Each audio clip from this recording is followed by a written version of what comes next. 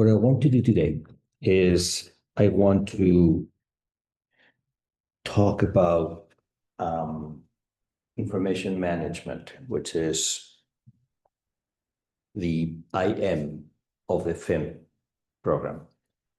The reason I want to do that is I want to start with this today is businesses are changing very fast because of this. And I want to make a connection between what's happening in businesses and how the topics that we're going to be learning in this course are related. The highlight of today is I want to explain to you how the company Google started. You know Google? Yes. Google? Google, yes. Google? Google. Oh yeah. Yes. Yeah. I need to ask because I don't know. I mean, every country is different. And when I talk about Google in China, it doesn't really make much of an impact. So They have Biden. Exactly. No, it is what I'm talking about today. I'm using Google for those who know Google. If you use Baidu, I can talk about Baidu. But in most of the world, Google is the dominant player. So I want to show to you how Google started. To make a connection from yesterday, there's many ways in which I can summarize what we discussed yesterday. But one possible way is I showed you how one idea led to a business which was $56 million per year, right? Remember the accounting we did?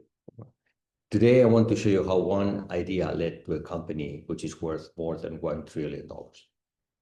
And it usually like that. Sometimes a single idea developed correctly leads to that. So the objective today is to learn that.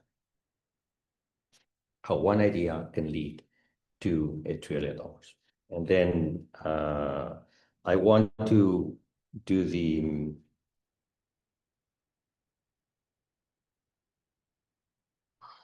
it's not working.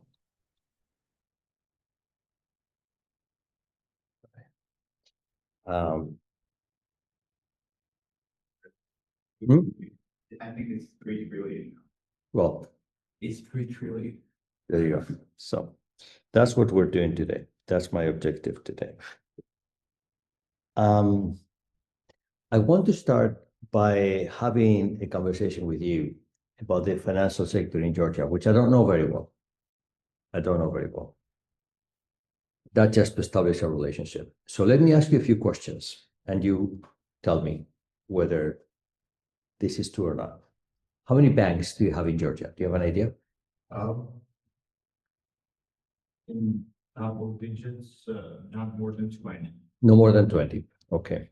How is so that is as you will see, something that would matter, something significant. So you have a decent, do you know what their business is? Banks, how they make their money. I have a suspicion. Banks usually make their money by funding local companies. If the business in Georgia is agriculture, they will probably make their money funding agriculture. If the business in Georgia is car manufacturing, they would make their business lending into car manufacturing. Okay, so that's how is the insurance sector in Georgia? I saw 70 banks.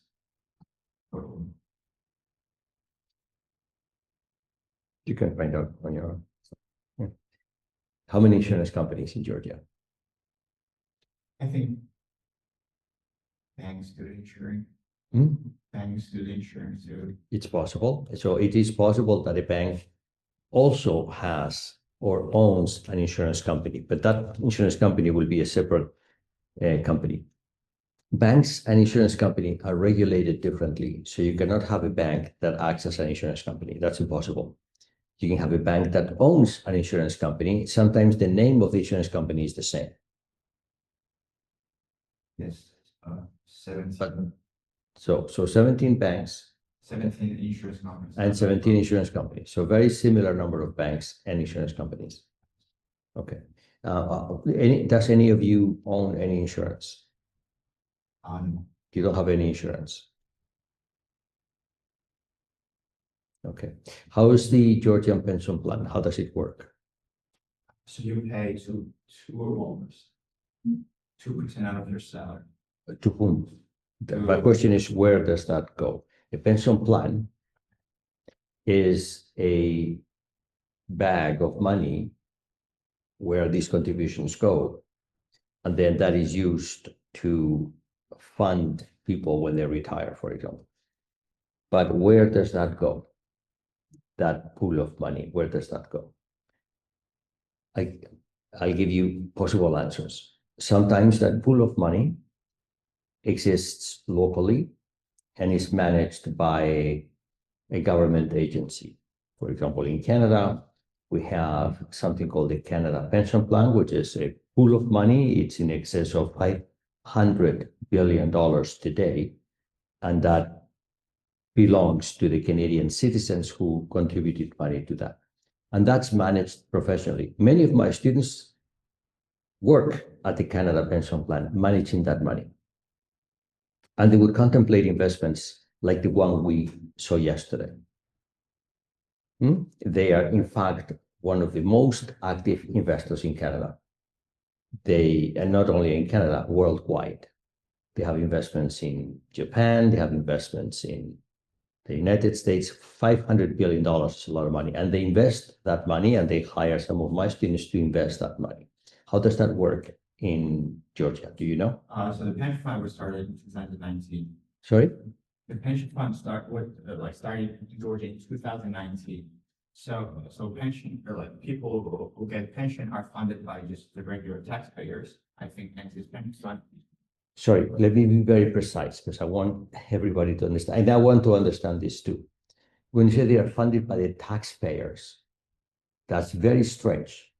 That usually taxes are not used to fund retirees. That's very strange. Are you sure about that?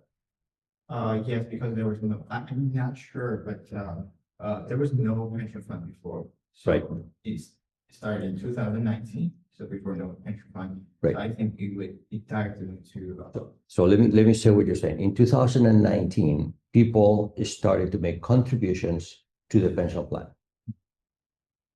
The pension plan is still very small because it's been receiving contributions for 6 years, right? Can you find out how big the pension plan is? I think it's around 3 billion. 3 billion? Okay, that makes sense.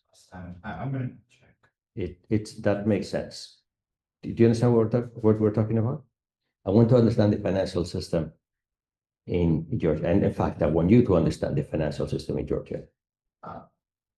Because I understand from yesterday that you will be looking to work here. So you have to know, right? Otherwise, you will not. You will be very disoriented.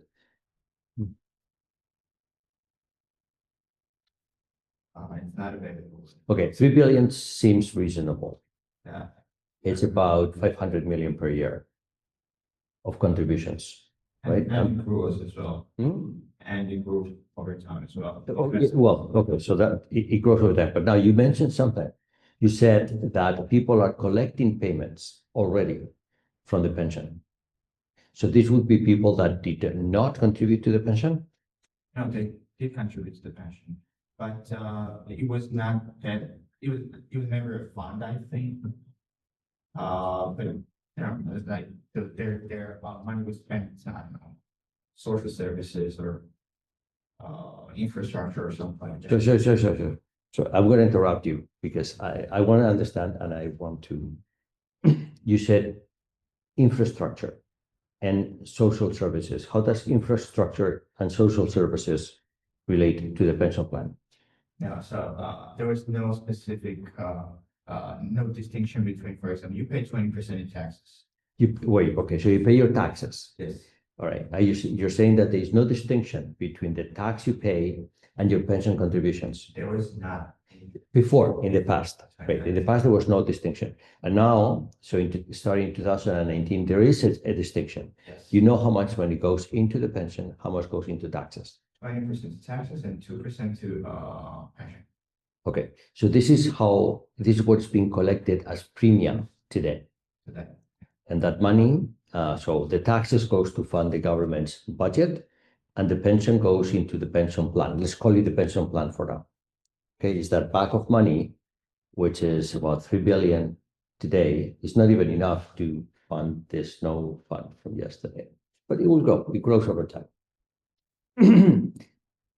So what you have is before 2019, what you had is an accounting anomaly because money was being collected and then was being split for that's what you were saying. So tax was really was a amalgamation of your pension contributions and the tax that would fund the government operations. See, this is so what you did in 2019, what Georgia did in 2019 is something makes what is the modern way of doing things where you do proper accounting. When money is taken from you, the purpose of that money is determined explicitly in an accounting system. So now you're telling me 20% or whatever the number is goes into taxes to fund the government's budget, and 2% goes into something else which is not to fund the government's budget, is there to fund your retirement. Yes? Good. Okay. So has any of you contributed to that pension plan? I did I had one salary. I was taxed the 1 month. Yeah, exactly. So you have contributed to that. Yes. So you are already some sort of a unit holder of that pension. Yes, I am. You have not contributed? It's very strange you have never contributed. Have you ever been paid by anybody? Are you sure that when you got paid, not a little bit of money was taken away for that pension? No. Only the tax, but not the pension contribution. No, okay, very good. So then the two of you are already, if you remember yesterday's columns, investor and manager, remember? So you are already in the investor column. You understand? Because you have invested 5 lari, whatever they took from you, you have already invested in that. So you're already on the investor column. And some people are acting as the manager for you. They're managing that money for you.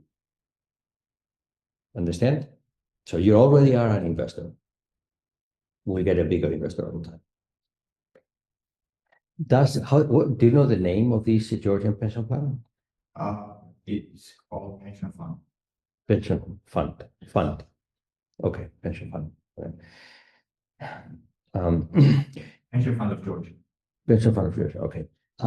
Do people have other pension in addition to that? In other words, so in Canada, for example, the way it works is in addition to your Canada pension contributions, which are mandatory, you have voluntary contributions. You can contribute to your retirement by giving money to something that belongs only to you, is not shared with anybody. And the reason is called retirement plan is because first you get tax incentives when you send the money there. The money that you send there, you don't pay tax on that. But you can only withdraw that money when you retire, or you have to pay all that tax back. That's what it's called a pension, but it's your own contribution. Do people do that here? Not that I'm aware of. You have no tax incentives to make your contributions to your retirement. Is that like 401k in the US? It's the 401k in the US. Yes. You don't have that here. Very young. Okay, so I suspect you will at some point. And those are typically done by private corporations. So in other words, you give the money to whom?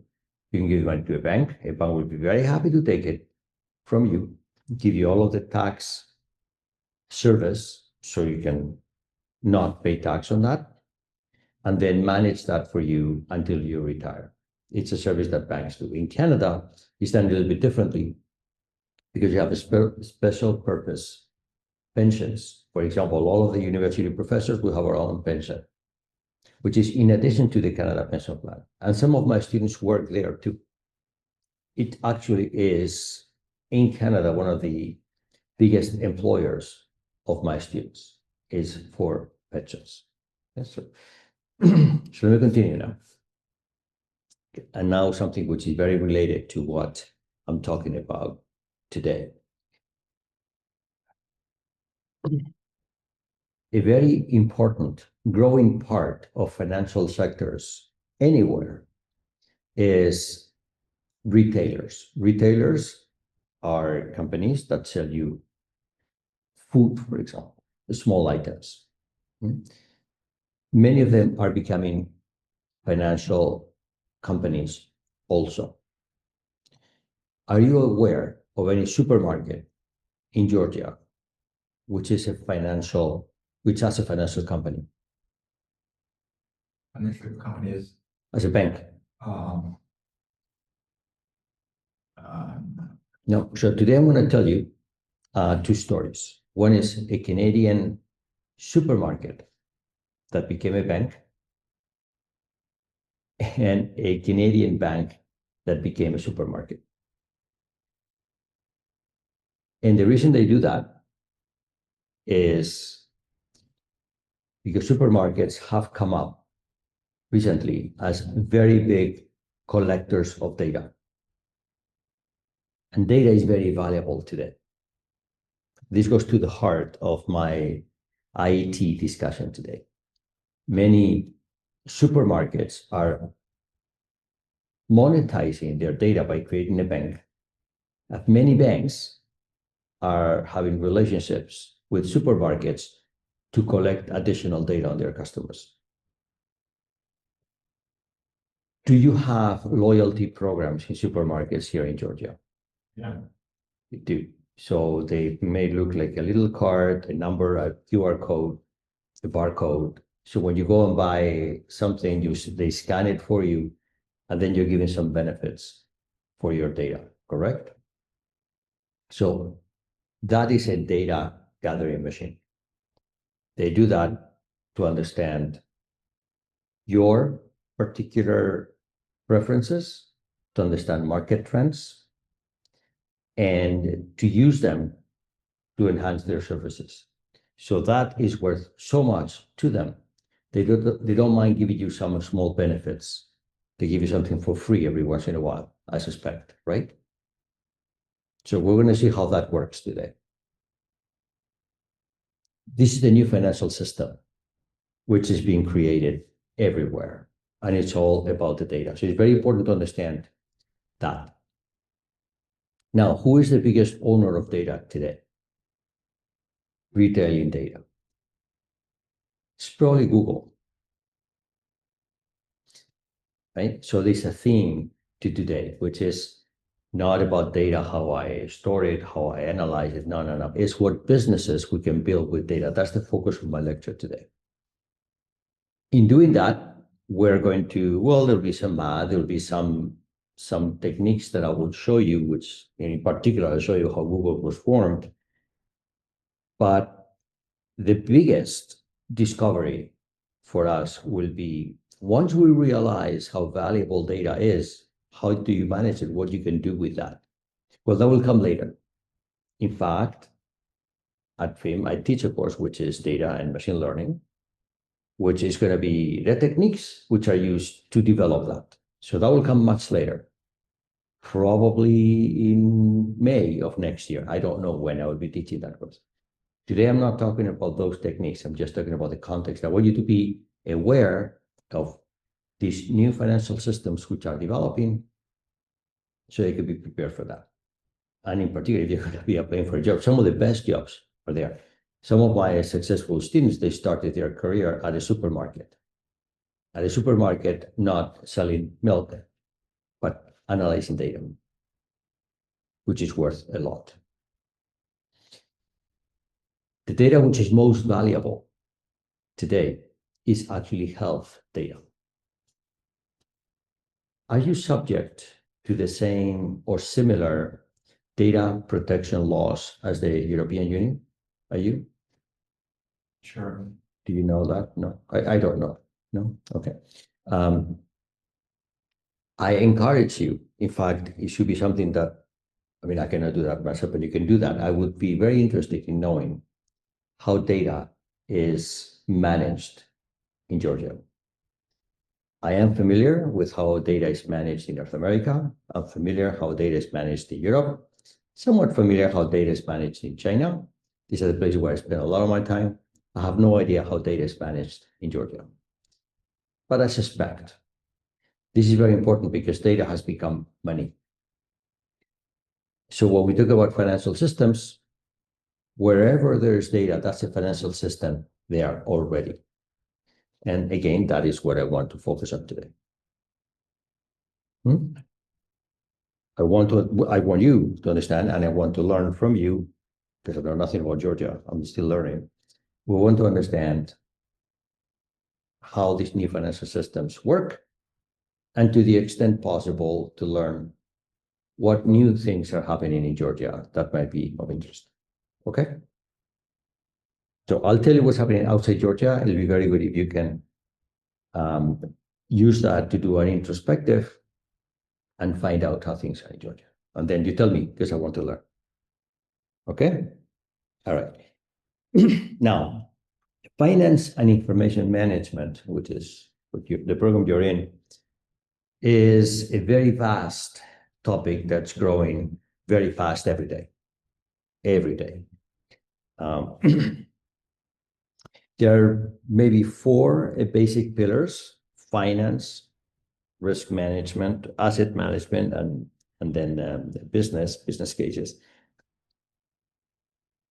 Asset management is what we talked about yesterday. Today, I'll be talking about finance from a technology perspective. That's what I will do. Risk management came up yesterday at some point, remember? When we made a mistake and we were not aware that there's no ski resorts, we're all connected. There will be something that we will focus on later. But the thing with risk management, it's another thing which is happening, which is new, and I want you to be aware of that, is risk is becoming a commodity. It's something that is making people money. It's not new. Insurance companies turn risk into revenue. That's what they do. You are afraid that your house might burn, you pay me a premium, and then if your house does burn, I pay you back. And in doing that, I make money. So this has been going on for a long time. That was introduced by Hammurabi. You've heard of Hammurabi? Yes, I'm sure you have. You pronounce it differently, but that was Hammurabi from 4,000 years ago, in the year 1750 before Christ. Hammurabi in the Middle East. He introduced the code of Hammurabi. Hammurabi. Find out Hammurabi for me. You must see that. He created the first modern law system. Okay, we say Hammurabi. Hammurabi. So you know who I'm talking about. He was in his code. Are you familiar with the code of Hammurabi? Are you familiar? I've heard about it, but You heard about that. Okay, so maybe, one day you have nothing to do, you're bored. Find out about the code of Hammurabi. It's very interesting. Okay, it regulated things such as adultery, for example. It regulated. It's a law system, but there he introduced for the first time the concept of insurance. That you can have your risk transferred to someone else for a premium. And that was the beginning of the insurance sector. It's been around for 4,000 years already. Okay. So in this century, risk is becoming a bigger, more profitable commodity. And well, we'll talk about that. Now, underneath that, there's many things that we will be perhaps talking about. We'll talk about data science, optimization, machine learning, whether in this course, whether in other courses. All of this is what contributes to this modern world of finance and information management. My objective would be that we're going to go through all of that word cloud, and we want to understand what it all means. Okay. Now,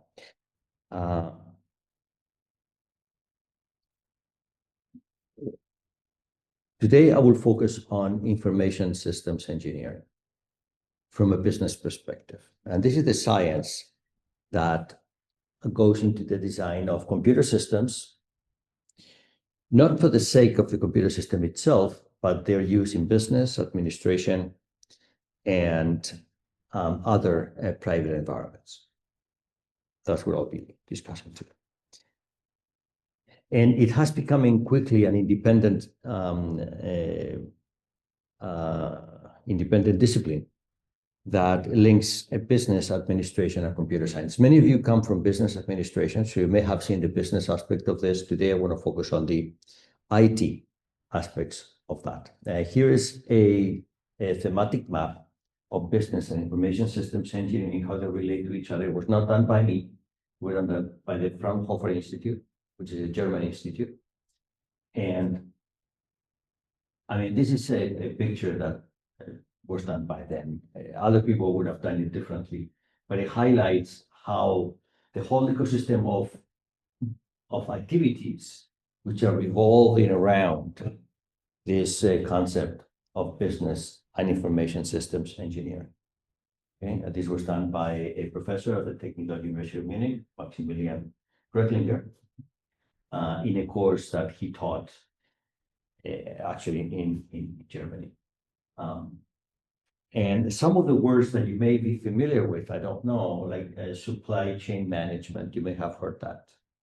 IT management, software development, IT project management, data science, all of these things revolve around what we call business and information systems engineering. My objective today is to get into that so that we understand what that means.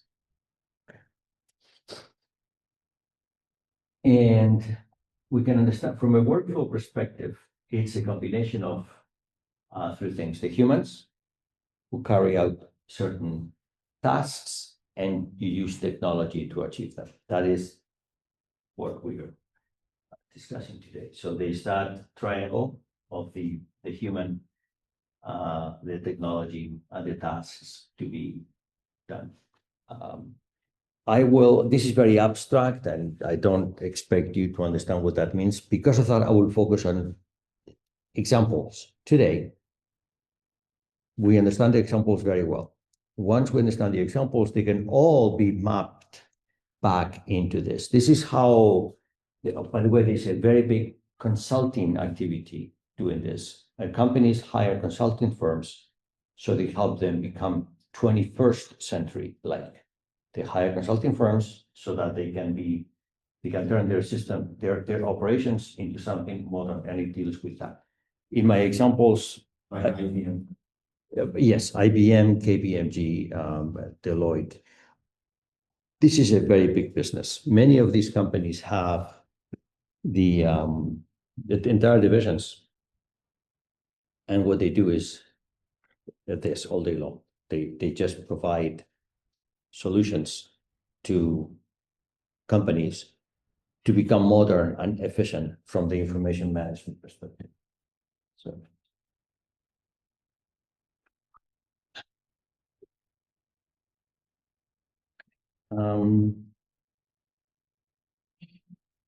yeah, IBM is one of them. Okay. All of this is made possible because of digitization. Digitization is the process of turning anything which is real and coming up with a version of that you can store in a computer. To store something in a computer, what you need to do is you need to take that object that exists and translate it into digits, zeros and ones. that a computer can manage. That's what digitization is about. And explicitly stated is the use of digital technologies to change the business model to provide new value opportunities leading to new revenue. The key is the new revenue. And this is what we're dealing with. This is, for example, what supermarkets are doing when they collect data from you when you go shopping.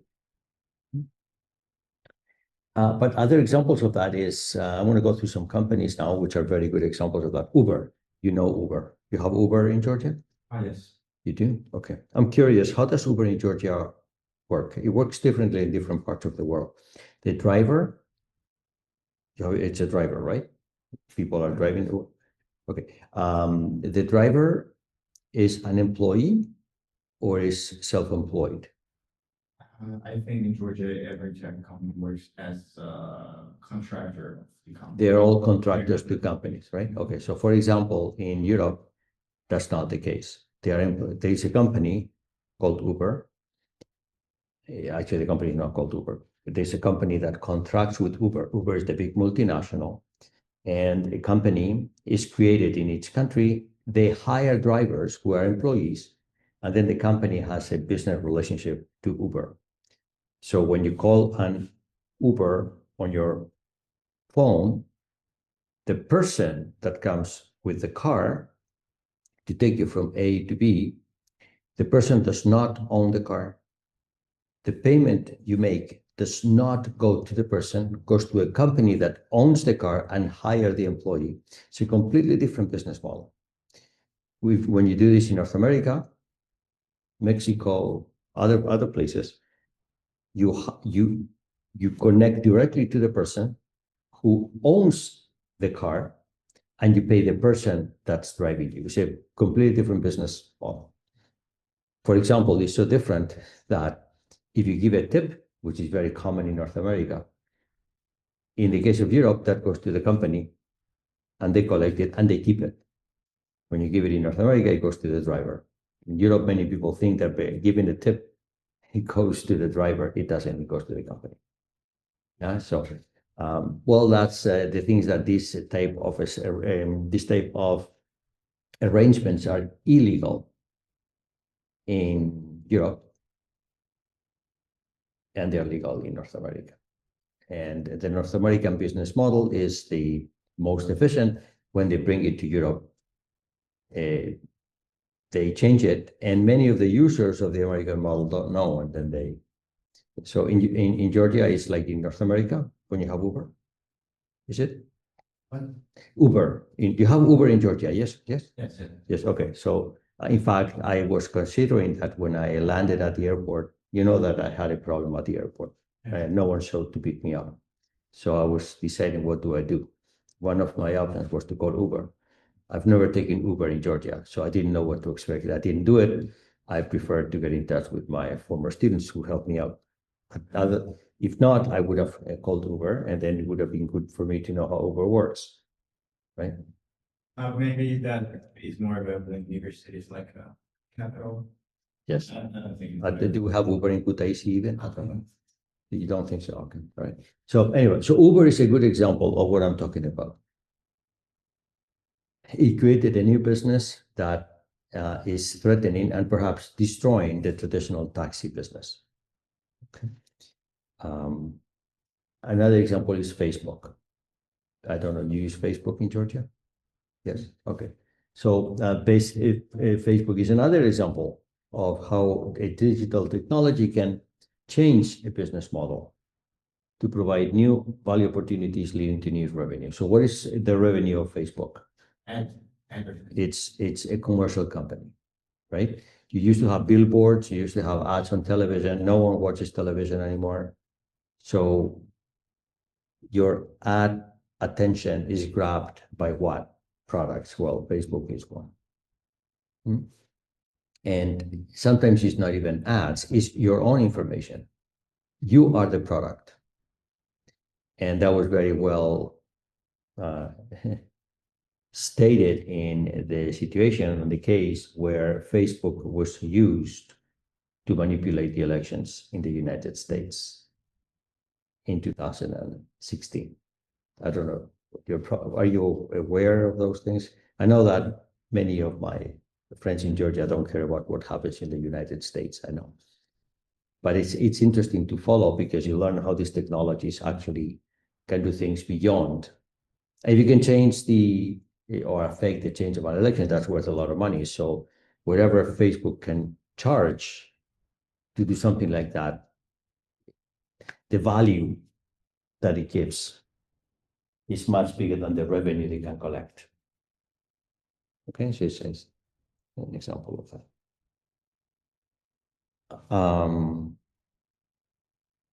Here I have Alibaba. I decided to put examples which are not all North American. This is Asian. Right? So this is it actually is the most valuable retailer in history, and yet they have no inventory. So retailing, selling stuff has changed. It used to be that to sell something, you need a very big warehouse and then people buy your products, right? A very big advancement there in the 20th century, very big advancement is retailers that these big warehouses, the stuff there didn't belong to them. It belonged to the original manufacturer. They just sell it for them. They collect the money and then they pay the manufacturer, not when they ship the product, not even when they sell it, but 3 months after that. So that already was a very big advancement in the business model, because what used to be the case before that, 19th century, is you have to buy it, then it's yours, then you resell it, and then you collect the money. When the manufacturer gives it to you, you sell it on their behalf, and you keep the money for 3 months until you pay. That allows you to do things such as, for example, oh, you don't like it, you can return it. That was a tremendous advancement in the 20th century. Okay, now everybody's used to that, but that was a very big advancement. And that was possible by the fact that you're only selling it for someone else. It's not that I give you my money back to you. No, I give you someone else's money. I don't care. Right? So that was a big advancement. Today, it's even better because I don't even have a warehouse. I have nothing. When you want something, you order it from me. I pretend that I sell it to you. In fact, what I do is at that point, I get it from the manufacturer. It's all very fast. And then I sell it to you. And it's still faster than it used to be before by the use of technology, right? For example, in China, where this is very advanced, that's why I have Alibaba there and not Amazon. Alibaba is bigger and better than Amazon. This thing is so fast now that you can buy perishables through this. You can buy fruit, for example, and it gets to you and it's still fresh. It's so fast. So it's changing the value opportunities tremendously. Okay, and well, I could continue with many more examples. Airbnb is another one that I don't know if you have it here. I think you do. Yes, Airbnb. Yes, I checked. Airbnb, yes. In fact, one day I was considering staying at an Airbnb in Georgia. I didn't. But yeah, so these are all examples of what I'm talking about. And this is happening. It's happening everywhere. Now, I'm not going to, I want to narrow down. I don't want to be too general. I want to narrow down what I'm talking to you about on the things that are more related to this program, to FIM. Okay. And in doing that, there is a very important curve for digital evolution. It all started in the 90s with what's today called Web 1.1, 1.0. People did not know there was a Web 1.0 in 1990. In 1990, what people saw is, oh, there's this new thing called the World Wide Web. From today's perspective, we call it Web 1.0 because we realize that old web system was what we called read-only. Read-only is, you're very young. I lived through this. You use the web, for example, to read newspapers. People gave you information. That's all it did. That's all it did. By the way, it was in this context that Google was created. I'll talk about Google later today. It was in this context that Google was created.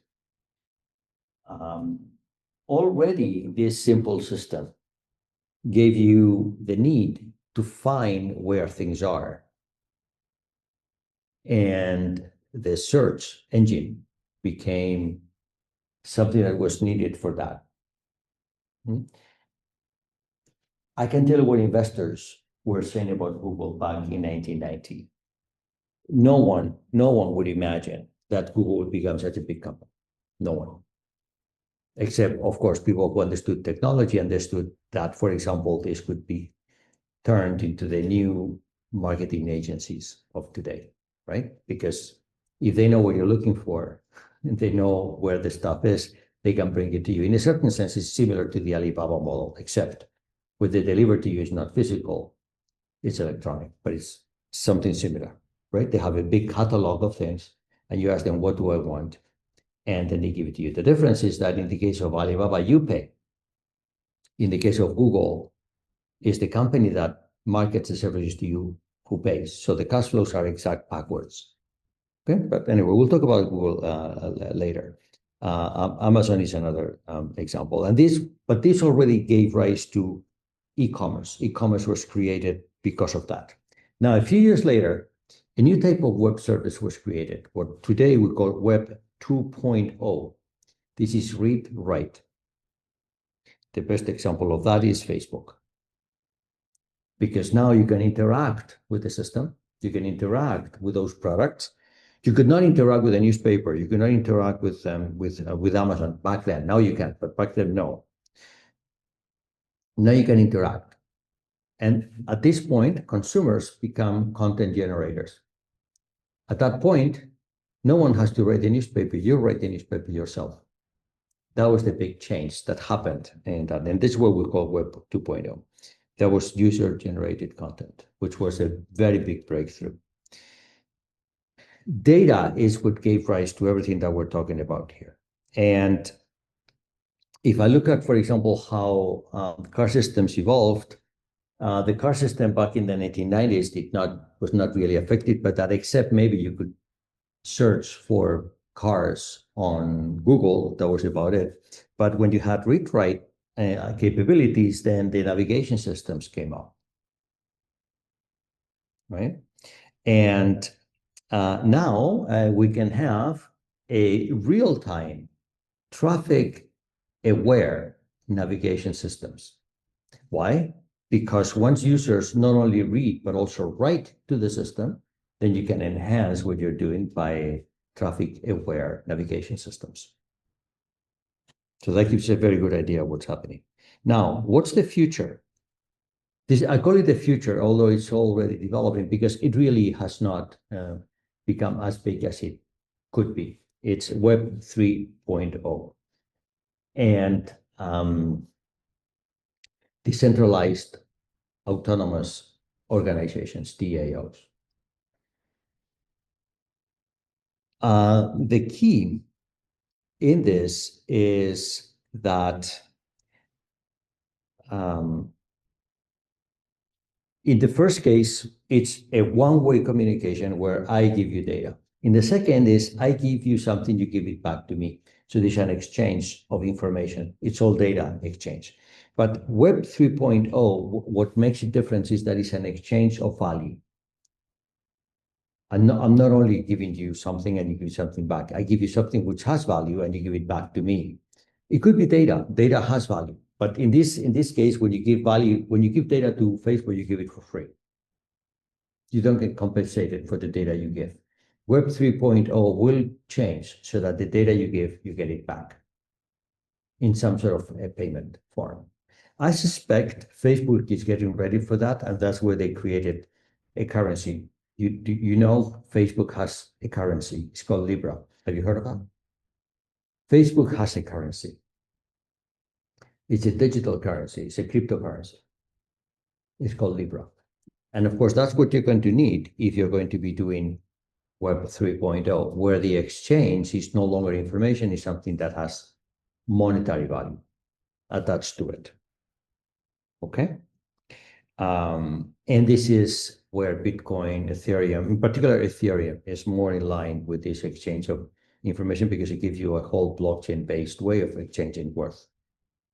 And this is the new systems that are being developed now. So I call it science fiction. I call it the future because although, maybe you're already trading Ethereum, maybe you already are, there are some websites that already allow you to monetize your own information, but it's still very, very big. This is going to become very big at some point.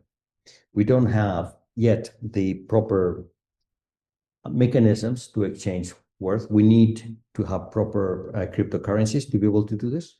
We don't have it, but that is coming. And that's the future.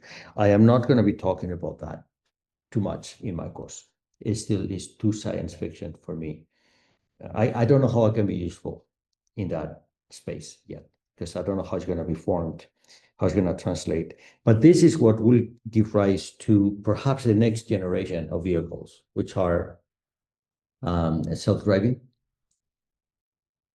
And the prediction, and I'm pretty sure that's coming very, very fast, is if you look outside, every one of those cars, they need a driver. And then because of that, people have to own their own car because who's going to drive your car? Very likely, we're in the very near future, we're going to see cars which are not owned by any person. They're owned by corporations. It's suboptimal for anybody to own their own car. I don't know, do you have a car? No? Okay, maybe you will never have a car. My prediction is that maybe there's a probability that you will never have a car. Why do you want a car? When this 3.0 takes place, you can have a car on demand. When you need a car, you have it. You need it for a couple hours, then you release it, you give it back, right?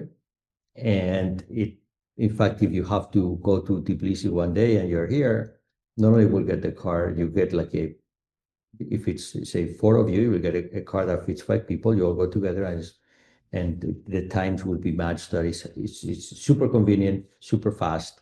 Maybe you know who your companions are going to be. You say, no, I don't like this person, has very bad rankings, and you can have your own customized passengers in your own vehicle. All of that is very likely what's coming, and it's going to change not only the car industry, it's going to change the insurance industry. A very big percentage, 25% of the revenue of insurance companies comes from car insurance. Insurance companies already know that car insurance is going away as a revenue generator because cars are going away. And these companies, they don't need an insurance company. They are bigger than insurance companies. They don't need an insurance company. Uber does not need an insurance company. They're not going to give their premiums to an insurance company when they can be self-insured, right? So, and that will change everything. And it's happening like not today, but maybe next week. I mean, this is right around the corner. And it's all being done by the systems which I'm attempting to describe to you today. So when we talk about these supermarket loyalty programs, really I'm talking about the death of the car industry as we know it. Okay, so this is the context in which I'm talking about this. All right, now what's the speed at which these things happen? The speed is what Moore's law is. I want to take a break very soon, okay? Then you can. What's the speed at which these things happen? Well, the speed is something which is, we don't really know the future speed.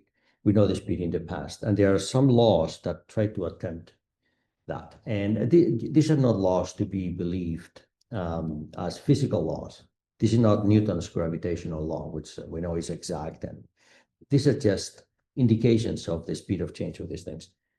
So with regards to calculation speeds, it say that it doubles every year. Every year, you can do calculations, additions, multiplications, especially multiplications, twice as fast as the year before.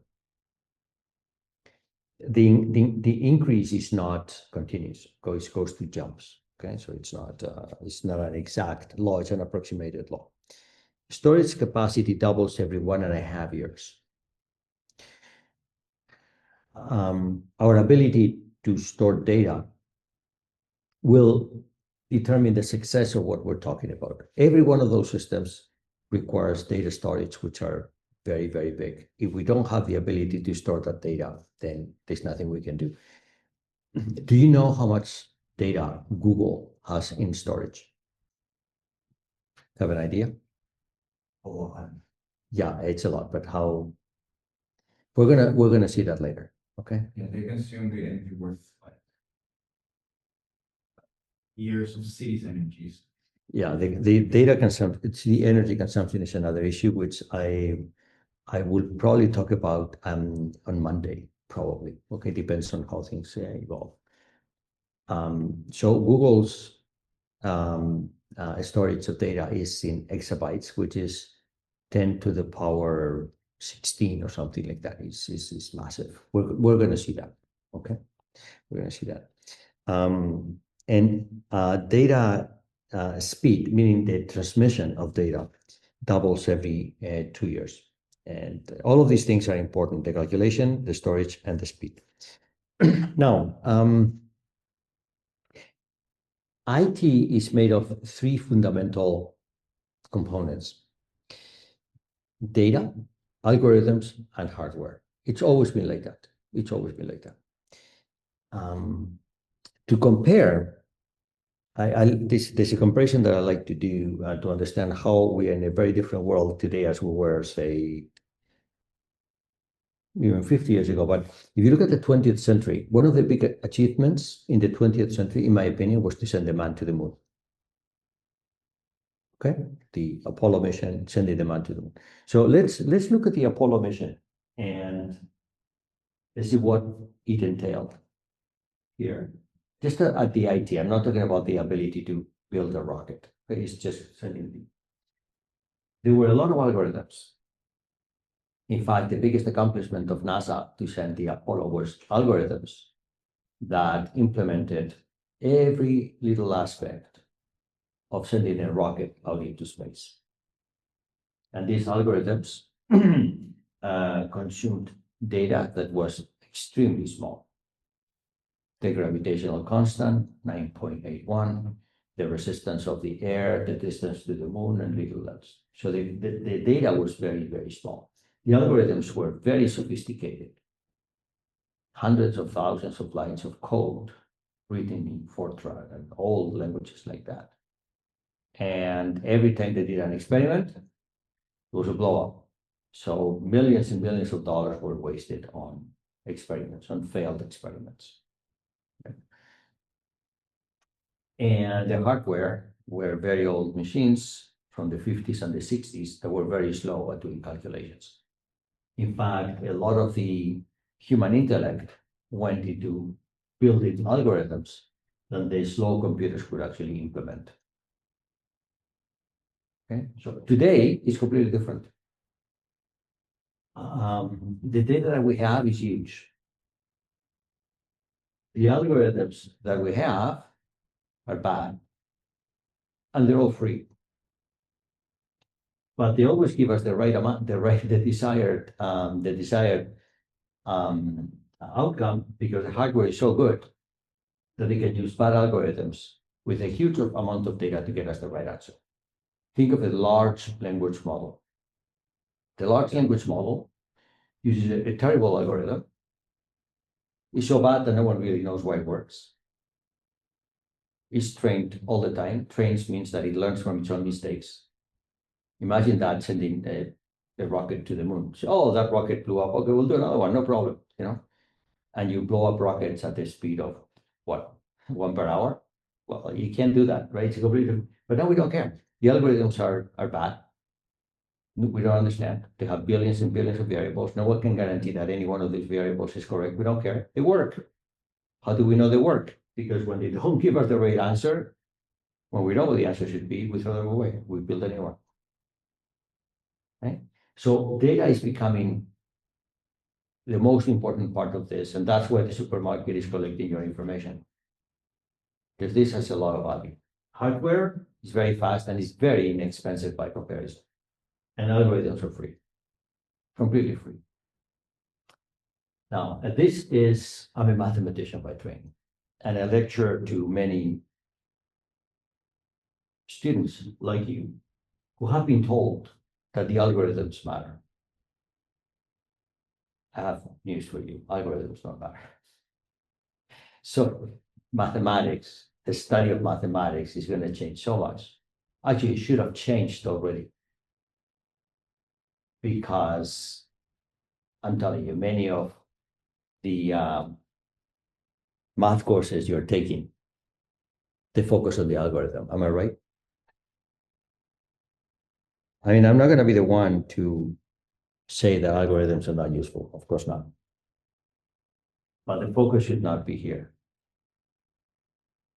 You will have to, I mean, I will myself tell you about algorithms, despite the fact that I believe what I'm telling you. But I want you to know that the value of an algorithm is very, very little now.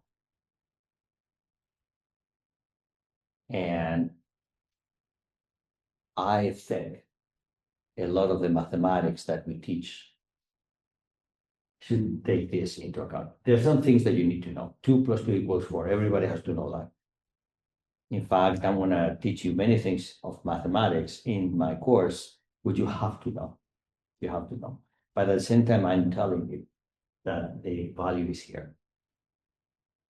The value is in the data. And we have the ability to deal with so complicated problems today that don't have algorithms and probably do not even need algorithms. Okay, so in English, there's an expression that says, I'll speak from both sides of my mouth, which means that sometimes I'll say algorithms don't matter, and then at some point I'll do, this is a wonderful algorithm. Both things are consistent with each other. I'm trying to draw your attention to this, because this is where things actually matter today.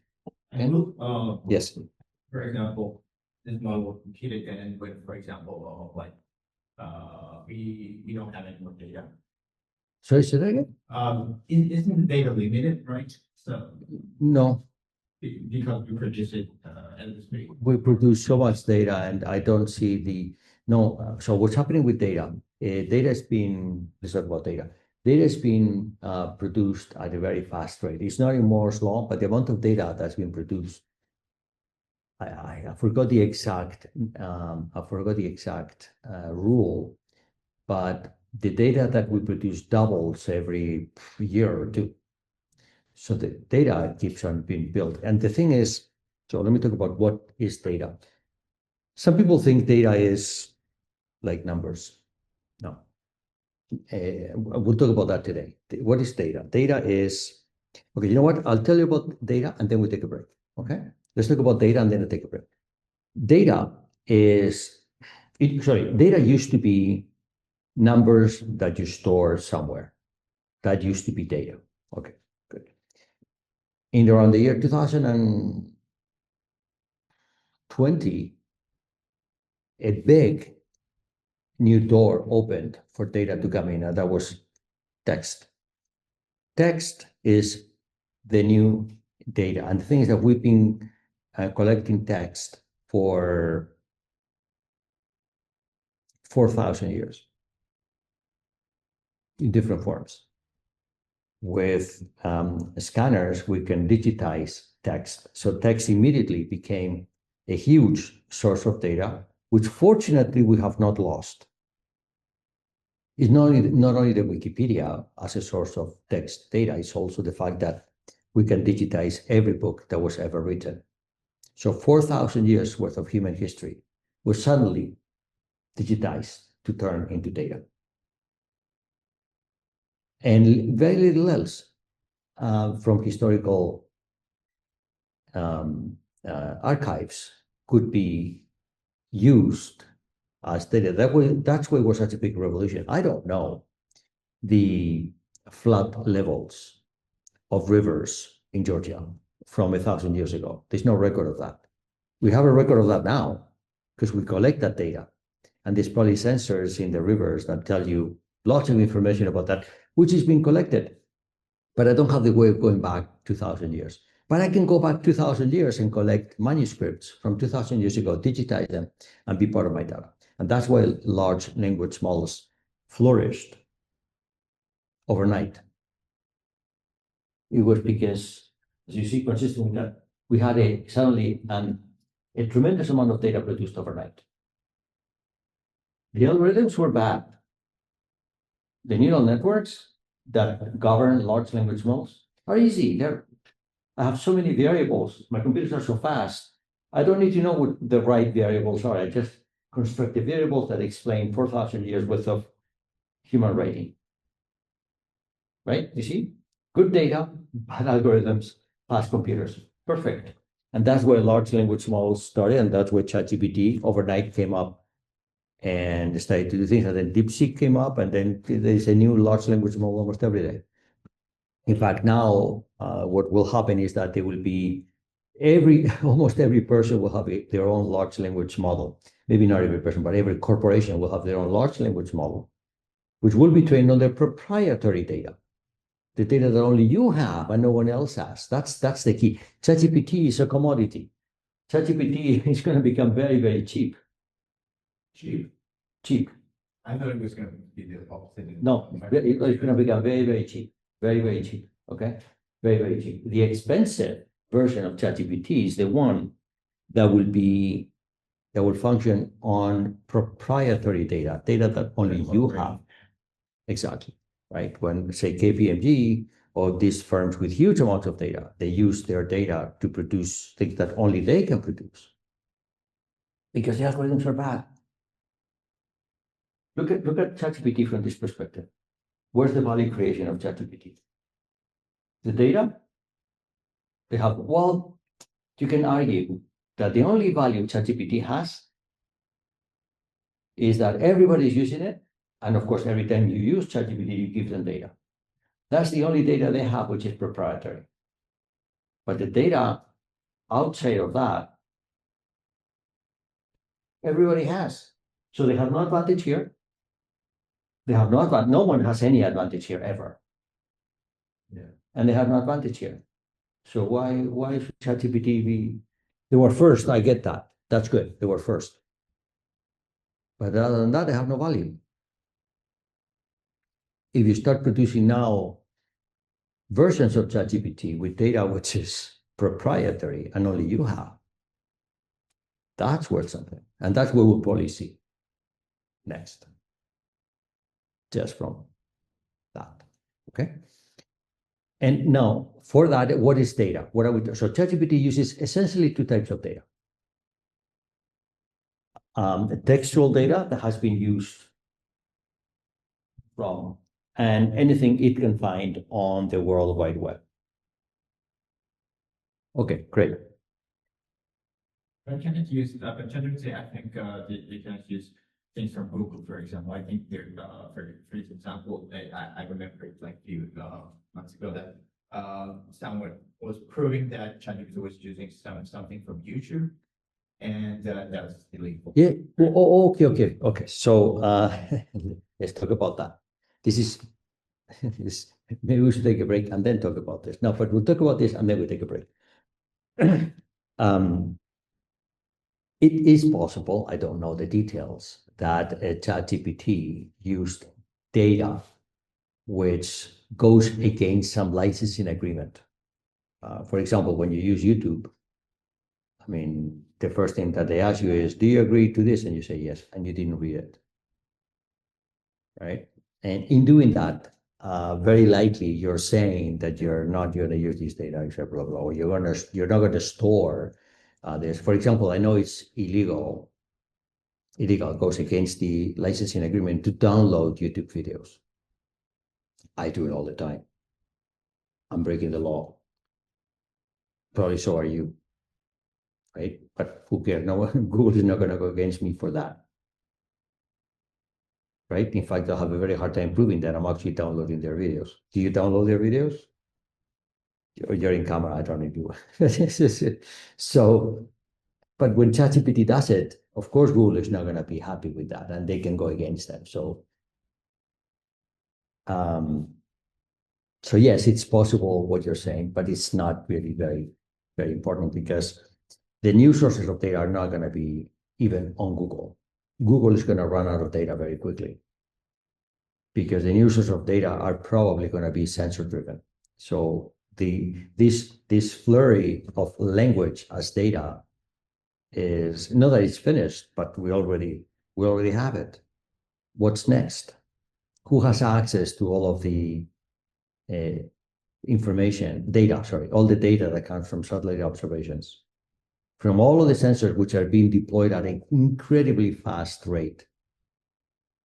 I'll give you an example, and I like to talk about that. The reason, if you see, if you go to the website, you will see that I have for this lecture, I have a thumbnail, which is one of the lamps here in the campus. The reason is in China, they have lamps, and the lamps are data collectors. They have sensors in them, and they tell you rain, they tell you wind speed, they tell you temperature, they tell you CO2 levels in the atmosphere, everything. They just collect data. They're sitting there all day long. So, well, apart from giving you light, I'm going to collect data and send it somewhere. So we have now sensors that have been deployed everywhere. A garbage can be a sensor collector. LMA is the world's largest food delivery company. Largest is bigger than Uber Eats. You have Uber Eats here. Do you know what I'm talking about? Food delivery companies. I'm sure you have food delivery companies in Georgia. The company that you said. It's called LMA. ELE.ME. LMA. It's a Chinese company. It's a subsidiary of Alibaba. It's the largest food delivery company in the world. Well, the helmets of the drivers are data collectors. They are collecting data from the drivers. They are payment systems too. They pay with a helmet. You know? The helmet, everything is in the helmet. Everything is in the helmet. The data they are collecting, who does it belong to? LMA or Alibaba. Google has no access to that. And they're creating data at a faster rate than Google. Right? So the data creation is incredible. And very, very soon, Google will have very limited amount of data.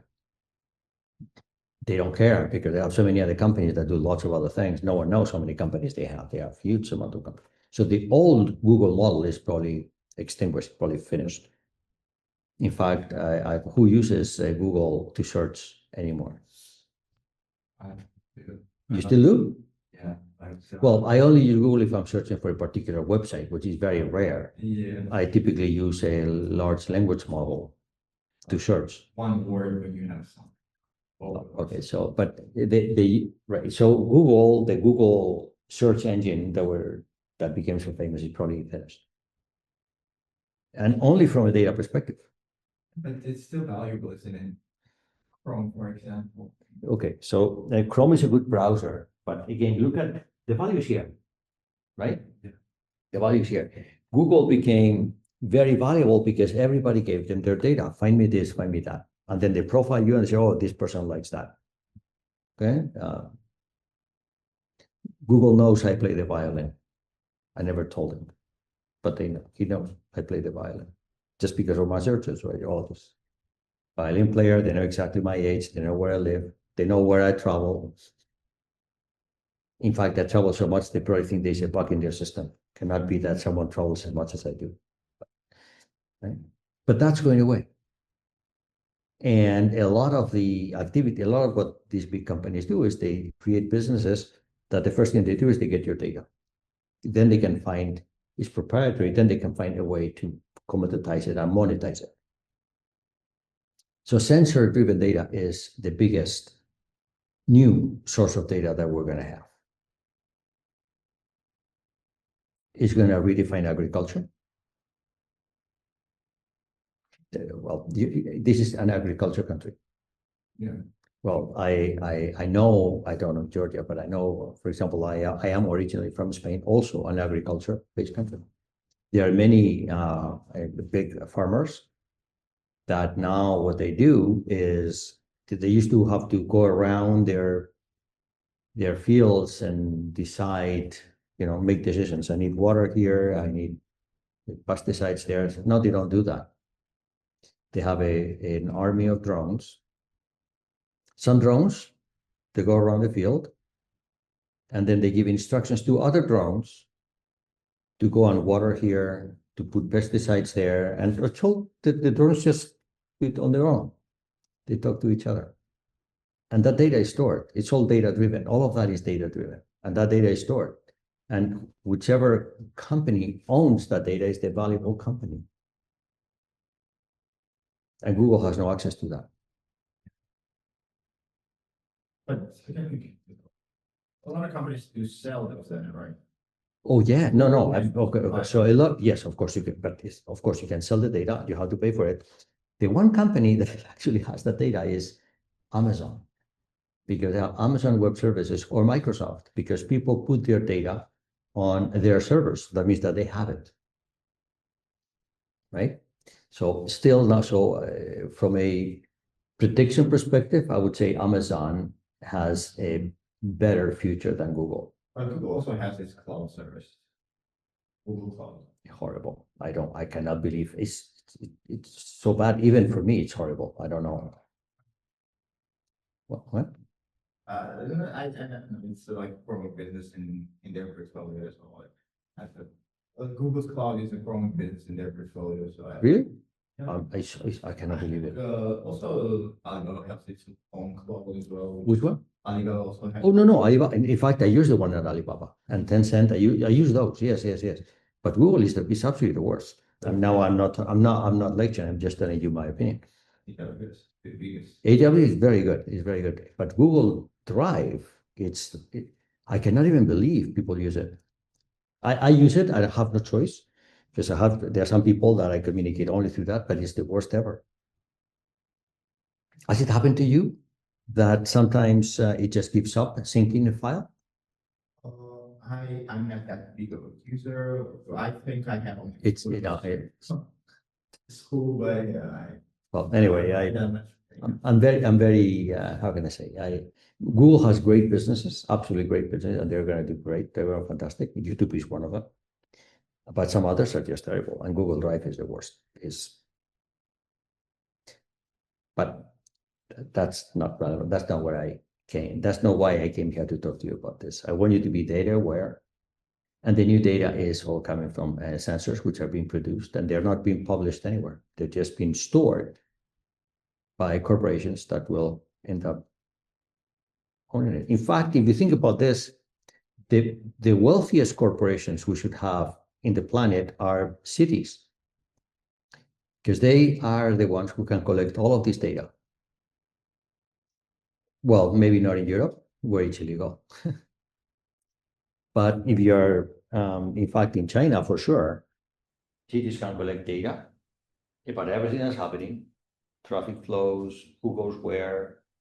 That is so valuable, and they own it. Footnote: the data protection laws in Europe have made Europe very anti-competitive, because data makes you powerful. If you don't collect data, you're not powerful, you're powerless. Okay, so that's my discussion on data. We're going to take a break now. What time is it?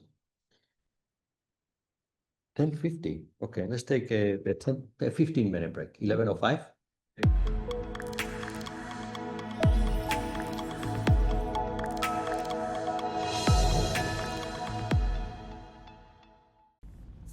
All right, so I'm going to continue. This is what this is where I basically said. I'm going to summarize what we have seen so far. So mainstream algorithms are free. Algorithms is not something that moves the world anymore. They're free. They are bad.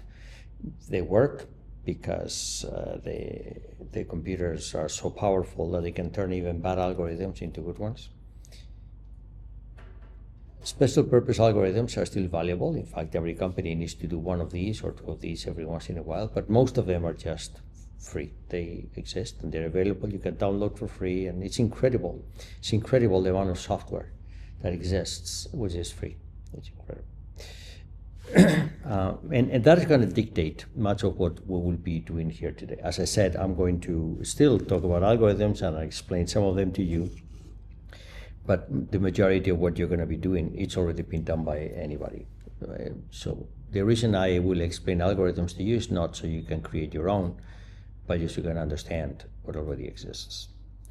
Here is some proof, some sort of validation of Moore's law. I'm comparing the speed of computation in the year 1997, which was the first time that we reached the teraflop, to the computational efficiency that we had in the year 2020, where we reached 400 petaflops. That's a 400,000 factor increase. And if you consider that in the perspective of Moore's law, that says that this speed grows by a factor of 2 every year, that's kind of about right. You have 23 years there. 2 to the power 23 is approximately 400,000. So it works. It's pretty good. All right. So I'm going to now go into 2 very specific business cases. I may have time to do both before lunch, maybe only one. And then in the afternoon, I'll tell you how Google works. How Google was created. Okay. The business cases, the first one is I'm going to be talking about page rank and complexity, and then I'll talk about the supermarket and the banking business. The Scotiabank business case, which will be good. So this is how Google started. There were 2 graduate students at Stanford University, just like you. One by the name Larry Page and one by the name Sergey Brin. Sergey was from Russia, I believe. PageRank is named after Larry Page. He's the one who developed it, and this was at the time when web pages were beginning to proliferate. Might be difficult for you to imagine what the world was without phones. Well, we had phones, corded phones. But we had no cell phones. We had computers, we had internet, and a very primitive version of the internet. It was earlier, it's an internet that allowed you to read, but it did not allow you to write. It was a very primitive version of the internet. It's still very useful. It could allow you to do things. So Larry Page and Sergey Brin, they created a trademark, which is Google. Google is a trademark.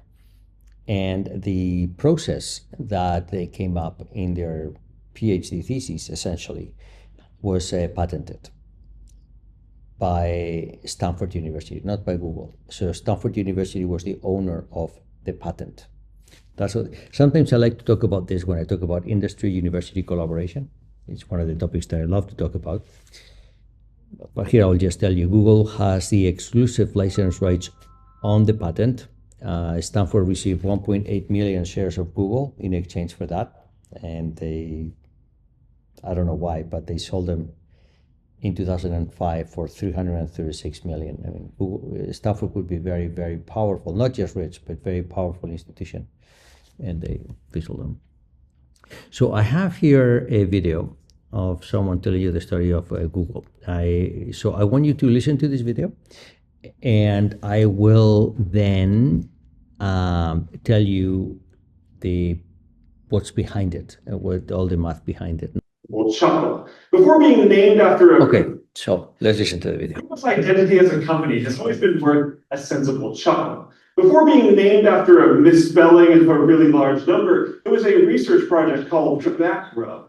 And although it wasn't the first search engine by any means, it worked in a fundamentally different way than most of the other options out there, including Backrub's entire lack of a friendly butler that would fetch search results for you. Most early search engines gave you results based on how many times words you searched in a string appeared on a page. So if you typed Linus, instead of articles about Linus Torvalds, Linus from Peanuts, or Linus Tech Tips, You might instead see some random fanfic with a main character named Linus, along with some other guy named Luke.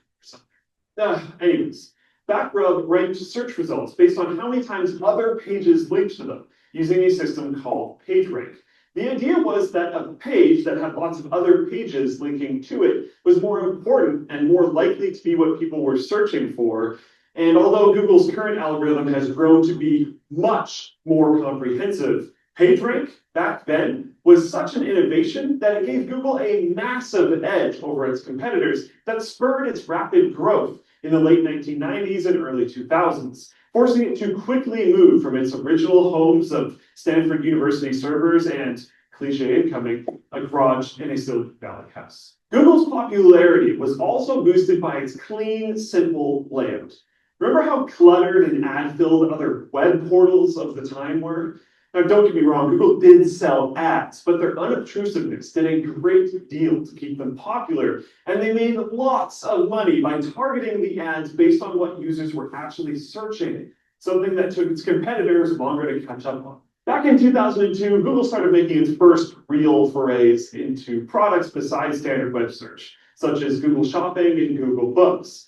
Then a couple of years later, the now near ubiquitous Gmail showed up on April freaking Fool's Day of 2004, which led many people to believe that it was a joke at first. I mean, a gig of web storage for free back then, that was crazy. And since it was invite only to start, accounts were highly coveted, leading it to become hugely popular when it released to everyone. So maybe it's no huge coincidence that Google went public later that year, making some longtime Googlers very wealthy.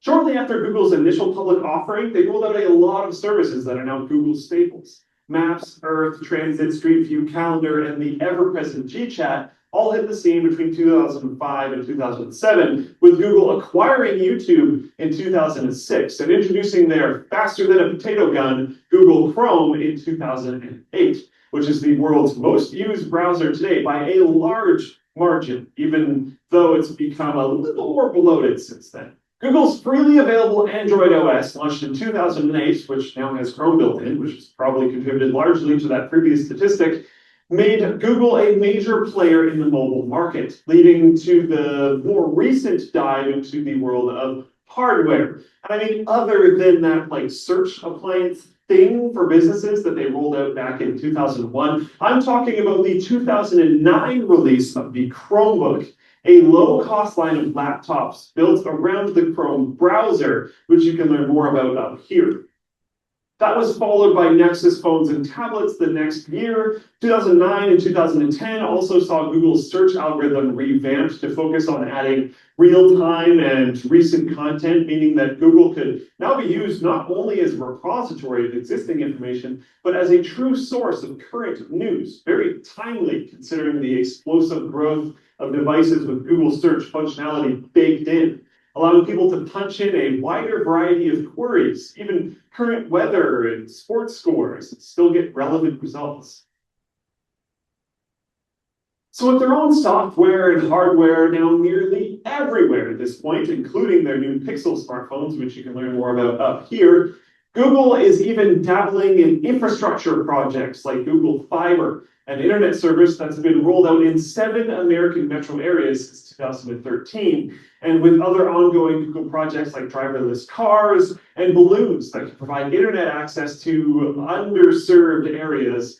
Google's reach has amazed some, but also concerned others who worry they'll become the real world by and large. And considering their absolute dominance of the search and data mining business, their tax avoidance strategies that have been described as ethically questionable, and their abandonment of the "don't be evil" as a corporate slogan, who knows? All I know is that I would definitely stick to DuckDuckGo if you want to see how many other people think Larry Page kind of looks like a Bond villain. For non-members of Dollar Shave Club, if you join today, you will get your first month. So that's the story of Google. I don't know how much of this you know. It again is from an era which is very different from yours. So I'm going to now tell you what I care about of Google Story. It's something that he mentioned, is the PageRank. I want to tell you how it works. I want to tell you the mathematics of that, more or less in the way that it was developed by these guys. The key is to understand what the World Wide Web is, as they did.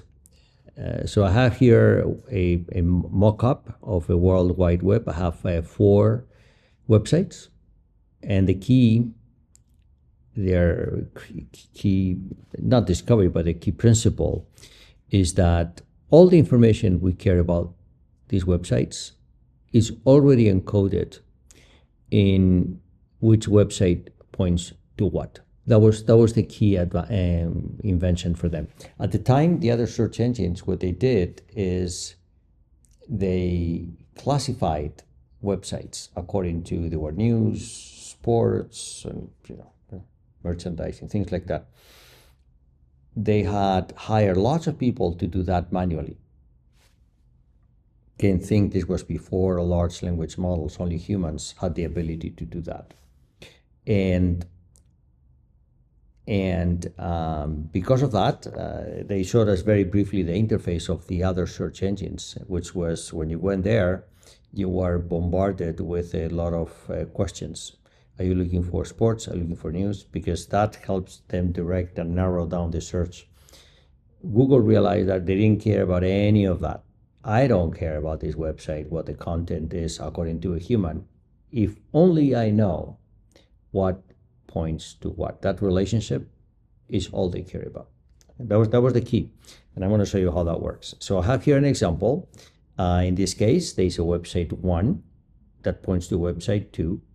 It also points to website 4 and to website 3. Website 2 is pointed to by website 1, and it only points to websites 3 and 4, and so on and so forth. Okay, so the relationship between who points to what, that's what they consider to be key. Okay, you can have something slightly more complicated with more websites, and when you have a billion websites, this gets very complicated.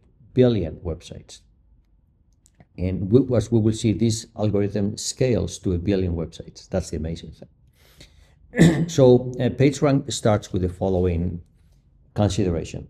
I will call the websites by the term W, website W, and there's going to be about 1 billion of them, and it's a finite number, very large but finite, and I use the label I to denote those websites. And the key is to build first the network matrix, which contains numbers, zeros or ones, depending on whether the website J points to website I. If website J points to website I, then Aij is 1, otherwise it's 0. And whether it's website J pointing to I or I to J, this is a convention. You will get the matrix, which is the transpose of the other. That's the convention I chose in my presentation, and that's the one I will stick to. So if a website A points to website B, then I have a 1 at that location on that matrix. So this matrix contains only zeros and ones. This is a matrix that you cannot store. It has 10, say a billion websites. A billion is about 10 to the power 9 and 10 to the power 9. If you try to store this matrix, that's 10 to the power 18. How many terabytes is that? 10 to the power 18?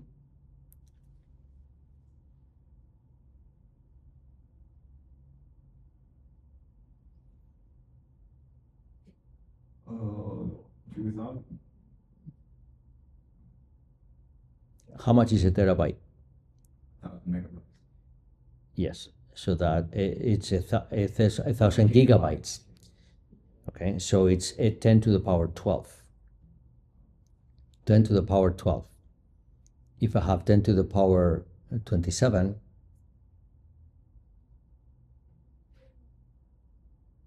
no, 18, 10 to, what do you say? 10 to the power 9, 18. 10 to the power 18, that's 10 to the power 12. That's 10 to the power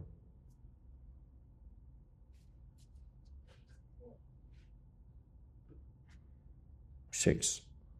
Am I right? And that's the terabytes? Mm-hmm. 10 to the power 9, 10 to the power 9. If I have a billion websites, there's just over a billion websites in the world. But so if it's a billion, it's a billion by a billion. 10 to the 9, 10 to the 9, that's 10 to the 18. 10 to the 18 entries in that matrix.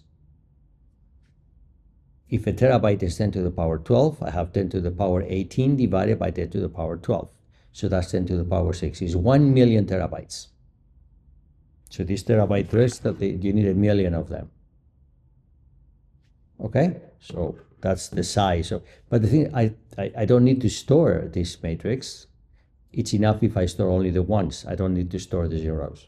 So I'm going to do a lot of linear algebra here for you. The linear algebra will make sense mathematically, but when it's time to make it work on a computer to actually point you to the website, it's very important that the linear algebra is done in a smart way, not by multiplying 10 to the power 12 zeros. Because that is not, you cannot do it. You can only do it if you're smart. So I'll come back to that point several times. The next thing is to calculate what's called the weight of this network graph and to have the network matrix, which is normalized. So given a certain website that has a number of outgoing websites, we call the weight of that website to be the number of outgoing links. Think of it this way. If you have a website that points to many websites, then that is going to have a very high weight. Now, there's going to be two concepts here, the concept of the weight and the concept of the popularity or page rank. I call it popularity. I like to call it popularity. They're somehow opposite to each other. A popular website is one that a lot of websites point to. If you point to a lot of websites, that doesn't make you popular. Your weight is high. It does not make you popular. In fact, you will see that when you point to a website, a key to the page rank is that if I am popular, I share some of my popularity with you. So I want websites which are popular pointing to my website, as opposed to websites which are not popular pointing to my website. Because the whole point of the page rank is to share popularity amongst websites. And the popularity is given from the one to the one it points to. Okay? So if I point to a lot of websites, my popularity will be shared equally by all those websites, equally. Which means if I have a lot, the popularity I give them is very little. But if I have, say, I point only to one website, then all of my popularity is shared with them. That's how it works. Of course, if no one points to you and you don't point to any other website, you're not part of the system. But put aside. So those were not part of that. Okay. All right. So this is the concept of the weight. And now, what we're aiming for is this. We're aiming for a system. We're aiming for a page rank. We're aiming for a vector. We're aiming for a popularity assignment to each website which satisfies this equation. The equation is my popularity is the same as the popularity of those websites who point to me, averaged by the weight. Okay? So this is a linear system. The linear system is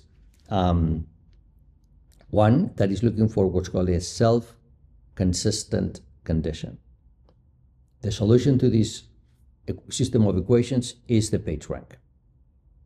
So let me go through that. Let me explain that. P is the popularity of each website. As you can see there, the popularity of website J on the right is shared equally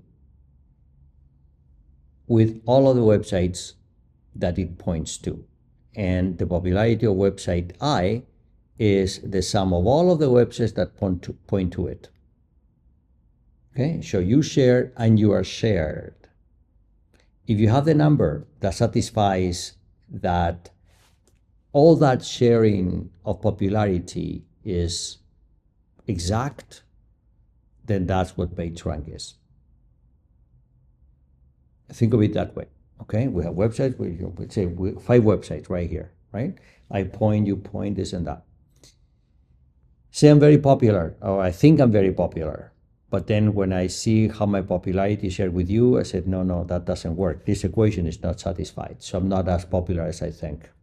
The number that satisfies this equation is the number that assigns popularity to our websites. Okay? That's the expression that's there. Okay, so let me write it down in matrix form. You're good with matrices?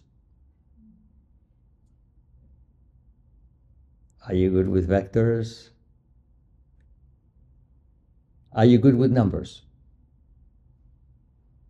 Okay, if you're good with numbers, you are good with matrices and vectors. And I can promise that in my course, you will learn how to be good with matrices and vectors if you're good with numbers. It's not that this is a course in linear algebra. It's not.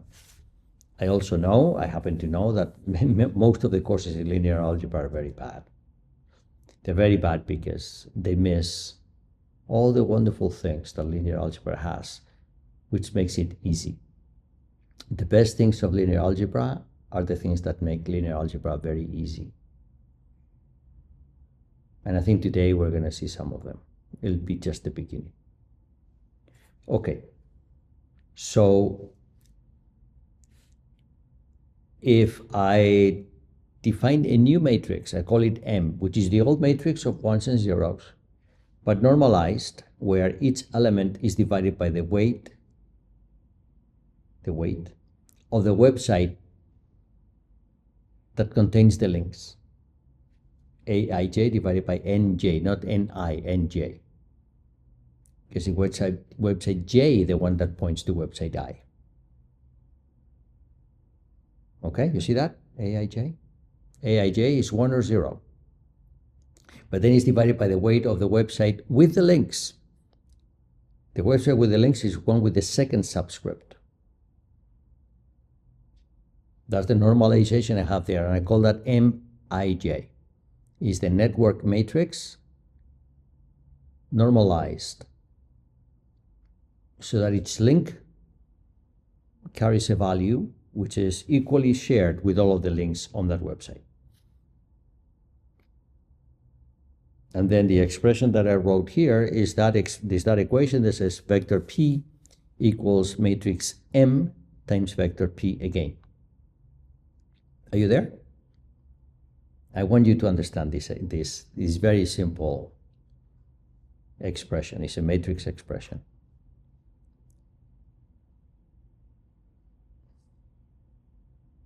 Yes? If you are a little bit dyslexic like I am, sometimes I confuse the I and the J. So it took me a long time to make sure that I got the I's and the J's correctly. That's the only difficulty. Don't mix the I's and the J's. You good? All right. So in a certain sense, what Sergey Brin and Larry Page did in 1996 is solve that system. The data is available. You just need to have a very simple spider or crawl program that goes through the websites, all the websites, just goes from one to the other and just keeps count. Where did I come from? Where am I going? We just have that crawl system go through 1 billion websites and then collect the information. Each website is an entry identified by its URL, right? 10 to the 9, 10 to the 9, and then you see who points to who. And you don't have to go through the individual websites at first. Just think of a very primitive version, right? You can stay with the URL, which is the root URL, and that then this is easy to understand, right? So we have all of the elements that we have there. So now what we need to do according to this is we need to solve that system of equations. P equals MP. M is known. We collect it by looking at websites. And P is unknown. We need to calculate. Okay, before I tell you how to calculate that, I have a question for you. Have you ever seen an equation like that? P equals MP. So if P and M are numbers, what's the solution? M equals 1. So that would be a very simple, but of course M is not a number. M is a matrix. Is it the same if M is a matrix or a number? No, clearly it's not the same. Matrices are not numbers. Numbers are matrices. They are one by one matrices. But matrices are not numbers. So this looks like a very interesting, intriguing equation. P equals MP. You can ignore everything else from the slide. Just focus on the P equals MP. Let's look into that. That's the equation we need to solve. We solve that equation, we have the page rank. Yes?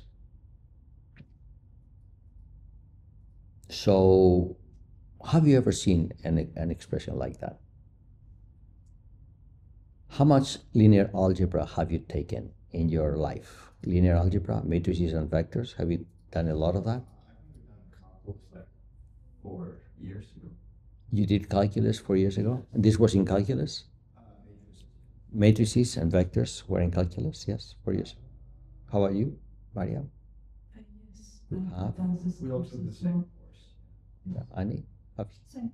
The same. Zura, yes? Yes. We was in the same course. You were in the same course. Okay, okay, all right. So have you seen, this has a name, and I wonder if you've seen that name. The solution to this expression, which I want to show you now, it has a name. In English, we call them eigenvectors and eigenvalues. Have you seen that? Eigenvectors and eigenvalues. Oh, what a pity you have not seen eigenvectors. Maybe you call them something different?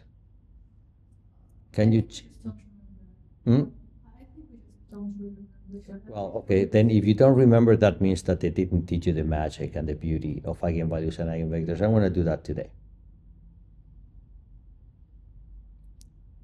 All right, so I need you to, can you check how you say eigenvalues and eigenvectors in Georgian to see? Eigenvalues. Yeah, so, and does it ring a bell? Have you seen that, Mariam? Do you remember? Name is not familiar. Huh? Name is not The name is not familiar, but maybe you have. Yeah, so that's what I need to know that. It's very important for me that. Well, we studied in English actually. Yeah, so You studied what?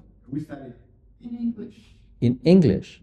Anyway, so like the Oh, you studied, okay. So you would have called them eigenvalues and although it's a German name, eigenvalues and eigenvectors is a German name. Eigen means mean, they important, important values. Can you find like calculus? I need you to make a connection with some linear algebra you've learned before I continue. Otherwise, I will lose you.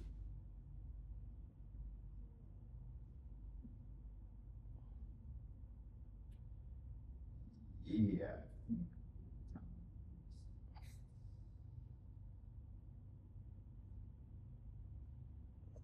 No? I have a video on eigenvalues and eigenvectors that I did. Shall I show it to you? I don't know. Okay, I'm going to show you a video. It's 9 minutes. And in 9 minutes, I'll explain what eigenvalues and eigenvectors are.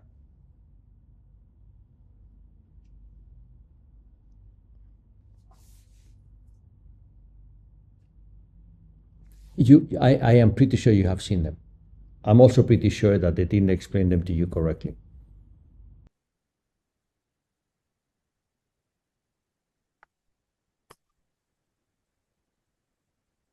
There we go.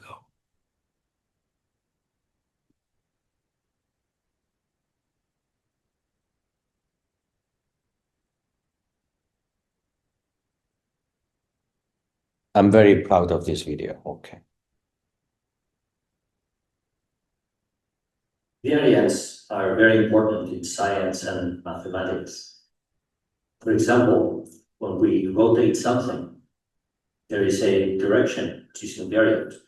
It is the axis of rotation, which happens to be the eigenvector of the rotation matrix. When we later on study relationships between data sets, correlation and covariance matrices, for example, will describe those relationships. And once again, eigenvectors and eigenvalues of those matrices will have meaning and will allow us to deal with very large data sets, making them simple, computationally and conceptually. Matrices are complicated objects, but if we could find analogies that make them behave like numbers, then everything we have learned in arithmetic can be applied to dealing with matrices. And our ability to understand complex situations with a large number of variables will be substantially enhanced. Most humans don't have the intuition to deal with dimensions larger than 3. Eigenvalues and eigenvectors will give us a handle to extend our intuition to large dimensions. In fact, they will help us so much that we'll be able to quickly reach infinite dimensions once we understand them well. And then we can tackle difficult problems such as face recognition, image compression, or sound digitization. The popular MP3 technology, in fact, is nothing more than a very clever eigenvalue approach to musical sounds. Let's consider a very simple linear transformation, which is defined by a matrix, which means that every vector will be transformed into a new one through matrix multiplication. We can understand this transformation simply by looking at the unit vectors. You know this. That make up our basis for the vector space and see how they are transformed. They are transformed according to the columns of our matrix. We see that the unit vectors got stretched and rotated by the linear transformation T given by our matrix. But here's a question. Are there any vectors that undergo only stretching and not rotation? Are there any directions which are kept constant? If there are, those vectors will help us deal with the matrix as if it was just a number, or maybe 2 numbers.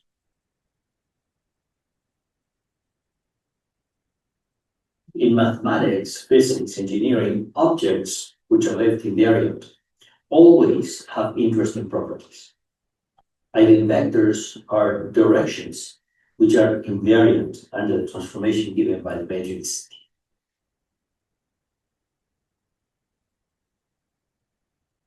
Computationally, we are searching for vectors that satisfy the equation that the matrix acting on the vector is equal to a number times the vector.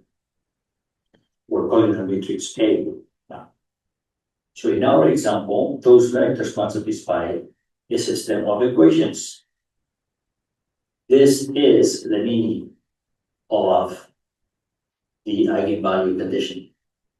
Of course, we do not know what that number lambda will be, but we do know that this condition will have to be satisfied. And we know that this equation will have a solution when the determinant is equal to 0. Only then it may have a solution, because the right-hand side of our equation is equal to 0.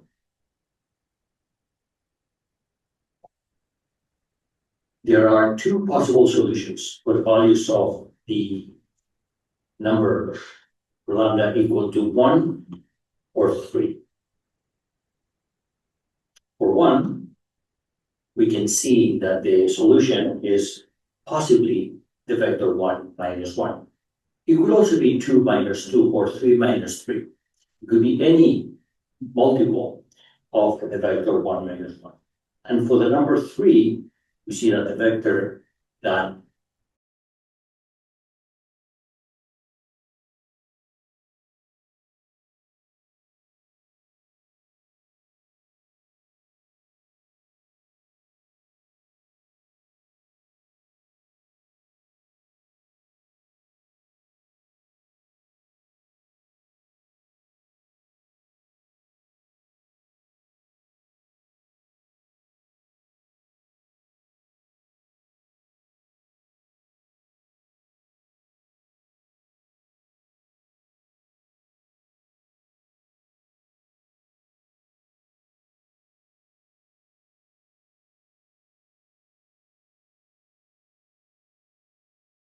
Hours. I've done it before. Unless, I don't know, I'll check this later. Okay, I'll check this later. I think you were the only participant. Yeah, it doesn't matter. Yes, that's okay. Even if I'm the only participant, you should continue. Okay. So let me continue with the. I'll still share. I'll do the same. The reason this helps me when I make the video of this class later. Zoom helps me just helps me synchronize.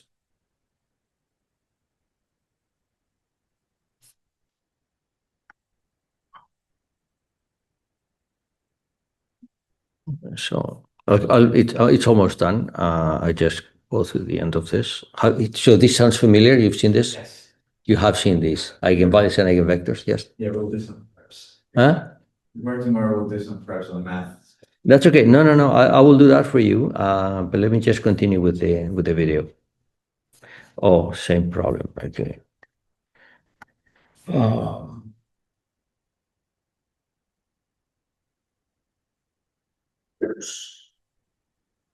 in the direction of 1 minus 1 constant. And it takes all of the vectors in the direction of 1, 1, also in the same direction, 1, 1, but they are stretched by a factor of 3. The direction, however, is the same, is kept invariant. This is a way to visualize our matrix now. The vector 1, 1 is taken to the vector 3, 3. It's stretched by a factor of 3, but the direction is the same. The direction is not changing. The vector 1 minus 1 is kept constant. The eigenvalue is 1, so it's not stretched, but the important thing is that it's not rotated. Both of these directions are kept the same. So this tells us that this matrix we're dealing with is nothing but stretching in the direction of the main diagonal. Another way to say the same thing is that the matrix T keeps two vectors invariant. The vector 1 minus 1 and the vector 1, 1. Another way to say this is to say that the matrix T keeps two directions invariant. The direction given by the vector 1 minus 1 and the direction given by the vector 1, 1. So the span of that vector is fixed, and the span of the second eigenvector is fixed. These are the eigenvectors of the matrix T. And the eigenvalues are the stretch factors, 1 for the first one and 3 for the second. Now, taking this into account, wouldn't it make more sense to study this matrix T by changing the coordinate system from the canonical to the one given by its eigenvectors? If we do this matrix becomes very simple. And here's the definition. A vector for a given matrix T is called an eigenvector when we can find an eigenvalue, a number, such that the matrix leads that direction invariant. In other words, T multiplied by the vector is the same vector with a multiplicative constant. A subspace which is left invariant by the matrix T is called an eigenspace. In practice, these eigenspaces are usually single directions given by the eigenvectors. However, when we have more than one eigenvector related to the same eigenvalue, these spaces could be of dimension bigger than one. It could be a plane, a 3D space, or something of even higher dimension.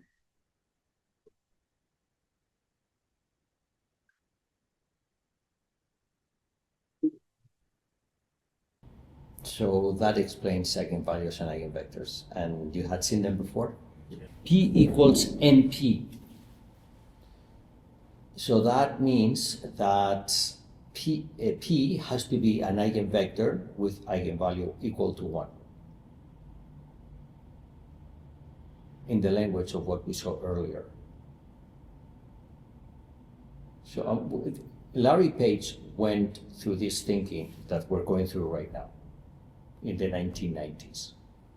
He was ahead of you because he understood eigenvectors and eigenvalues very well, right? He was ahead of me because he understood websites very well and I didn't. So that's what we're looking for. We're looking for, if you can solve the eigenvalue problem, then you have the page rank. Not to trivialize what he did, but this was pretty amazing. Google is a company that started with the realization that to do a search engine, you just need to solve an eigenvalue problem. It's pretty awesome, no? Everybody, I mean, so many people knew eigenvalues and so many people knew websites, but only they knew the connection between the two, which is what you're seeing here. Yes? Okay, let me tell you some more things about this. Now, this matrix, this is the network matrix, which is normalized. Note that by construction, if you sum all of the columns, the entries in the columns, you get the number 1. Why? Because they're normalized, right? Each number was 1 or 0 divided by the number of ones. So if you sum them up, you get 1. If you have a website that points to 2 websites, then you have a half, twice. A half plus a half, 1. If you have a website that points to 3 websites, you have a third, 1. Right? So the sum of all the columns is equal to 1. That means that 1 is always an eigenvalue. Let me go through the algebra for that. 1 is always an eigenvalue because if I take this matrix and I subtract the identity matrix, what happens? I remove 1 from each of the elements in the diagonal. And now the sum of all of the columns minus 1 is 0.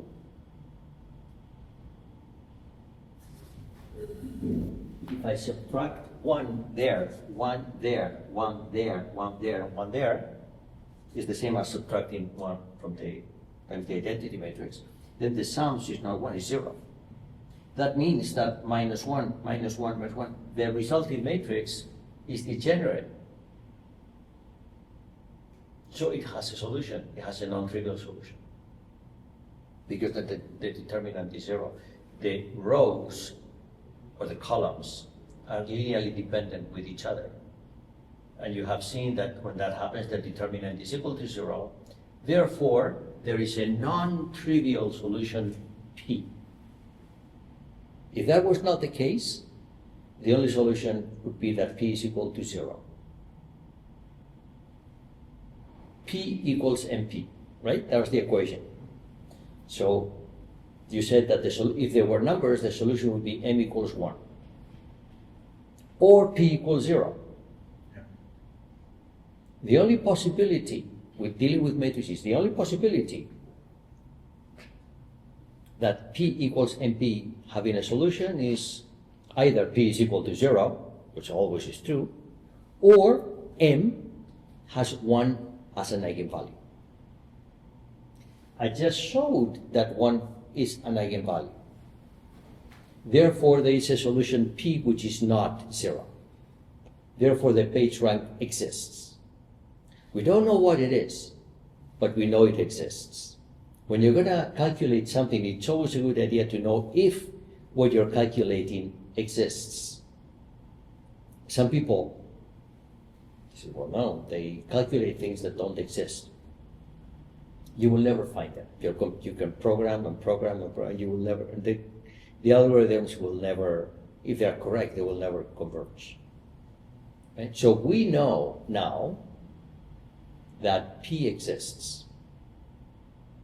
So we'll go through the discovery that Larry Page went through. First, you say, oh, I know how to rank websites. P equals NP. Now we know P exists. That's a big step. And now we just need to know how to calculate it. And that's the third step. And then I have the page rank. Then I don't tell anybody, I patent it. And I publish my web service, I call it Google, and I just wait for people to come to me. That's how Google was created.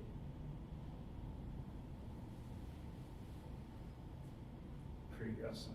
It's a great story. But it's a great story that uses some math that you have seen. But maybe you didn't understand as well as Larry Page. Maybe. Okay? So I'm very curious how they taught you eigenvalues and eigenvectors. I'm very, very curious.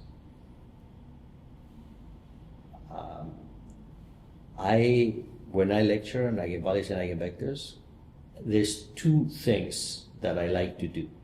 One is to mention this. Everybody knows Google, so. And the other is with music. Have they showed you the relationship between eigenvalues and music? No? Okay, so that's coming in the afternoon. In the afternoon, I will, anybody plays an instrument here? A musical instrument? Yeah. What do you play? Piano. You play piano. Okay, wonderful. I'm going to play the piano for you today.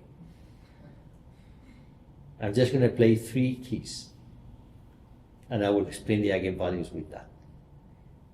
Okay? I play the violin, by the way. So we should play together one day. Okay? All right, but that's the second way. I'll explain that in the afternoon because, and I will do that when this afternoon we will use eigenvalues and eigenvectors, not to understand websites like Larry Page, but we will do that to understand financial markets, and I'll show you how to do that. That's what we'll do in the afternoon, okay? All right, so let me continue with Larry Page because now we need to figure out how, this is very nice, but now we need to figure out how to calculate that, okay? So some mathematical, this is called a Markov matrix, by the way, it has a name. A Markov matrix is one who has these characteristics. It's non-negative entries, the sum is always 1, blah, blah, blah. These are very important in probability because they describe a certain type of evolutionary processes. Okay. It has 1 as the largest eigenvalue and all others are less than 1. Mathematical properties of the network matrix for all websites. So here's the example of the unnormalized network matrix A, the normalized network matrix M. This is my website. I have only 3, very simple. You can see the sum of the elements in the columns are 1. So it's a Markov matrix. This is the weight vector 2, 1, 1. First website has 2 outgoing links. The others have only 1. And now, to do the page rank, we're looking for the vector R that satisfies this property. It's exactly what we saw before. We need to find the eigenvector with eigenvalue. Now, how do we do this? How do we find this? There's 2 approaches that I want to discuss. Because here, they had another good idea to calculate this. The first approach is the one that does not work. Is the one that mathematicians would have chosen, but it does not work. And that is to find the eigenvalues and eigenvectors in the traditional way, which is by solving the system of equations. Okay, it doesn't work because computationally it takes about, if the dimension is d, it takes d cubed calculations. This is very well known in numerical analysis. If you calculate eigenvalues, did you calculate eigenvalues and eigenvectors by hand in your algebra course? Yeah, probably because it was like the dimensions were like 2 or 3. 2 or 3, and you did that by hand, right? Yes. Okay, so you can program a computer to do that, but the computers are incredibly slow. The computation time is n cubed. So if you have 10 to the 9 websites, a billion websites, is 10 to the 27 calculations that you have to do.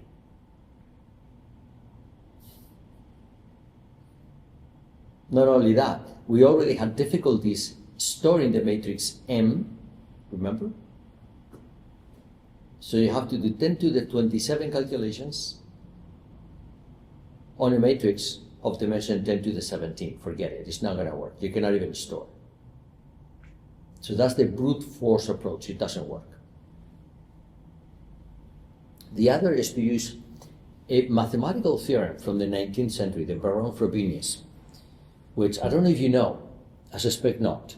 In many algebra courses, they teach you this theorem, but they never tell you why this is important. So let me tell you why it's important. And then I'll tell you why it's true. There is another way to calculate the page rank, which is the following. Imagine, I said earlier, right? Imagine that we have a certain popularity vector, but we don't know if it's correct. 5, 1, 1, 1, 1. I don't know if it's correct. What's some websites, right? So that's my first vector, 5, 1, 1, 1. No problem. What I do is I take that vector and I multiply it by my network matrix M. And I get another vector. Maybe 2, 3, 1, who knows? Right?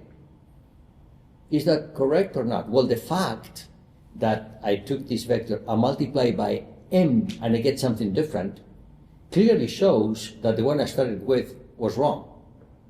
Because if it was right, it'll give me the same answer. MR equals R, right? So if it's a different answer, it's wrong. Okay, no problem. Don't get stressed. Let me get the new answer I get and multiply by M again. And it'll be something different. I multiply by M again, it'll be something different. And I do this until what I multiply M is the same as the answer, or very, very close. When that happens, I found it. Right? It's called a fixed point of the matrix multiplication process. Now the question is, first of all, how expensive is that? And second, does it converge? Meaning, will I get somewhere I start getting all sorts of answers and the computer never converges anywhere?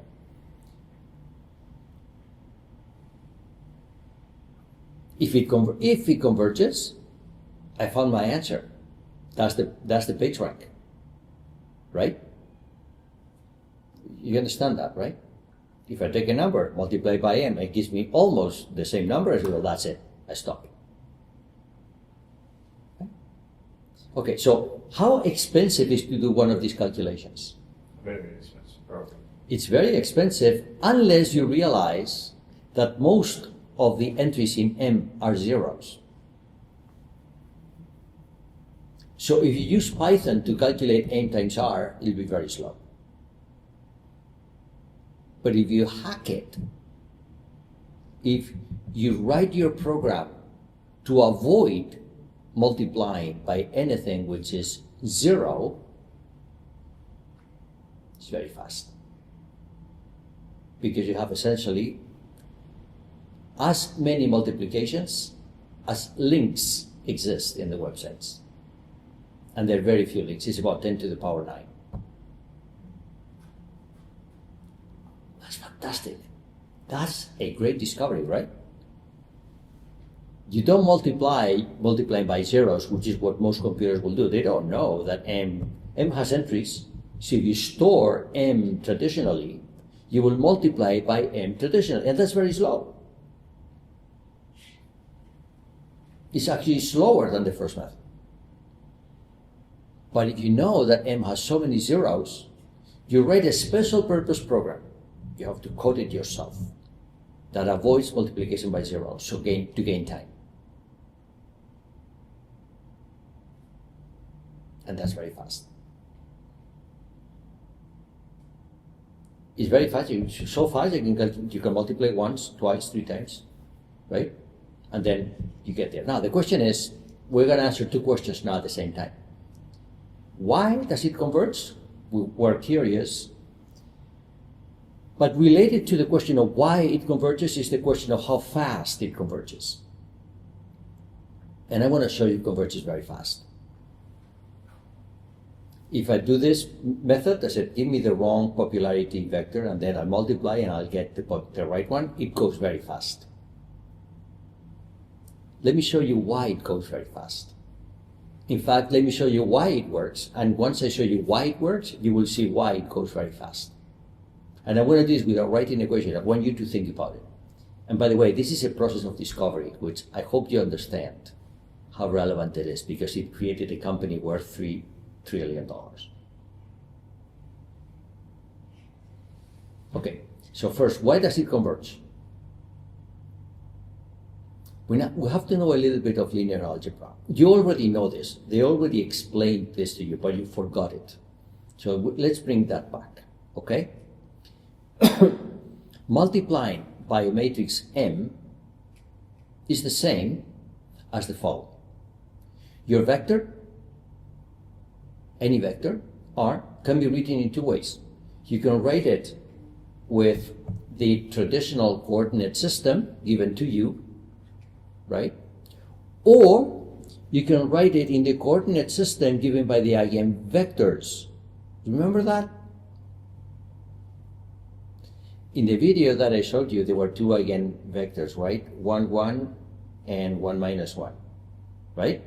So I can write all my vectors in the plane, traditionally with these coordinates, or I can write them with these coordinates.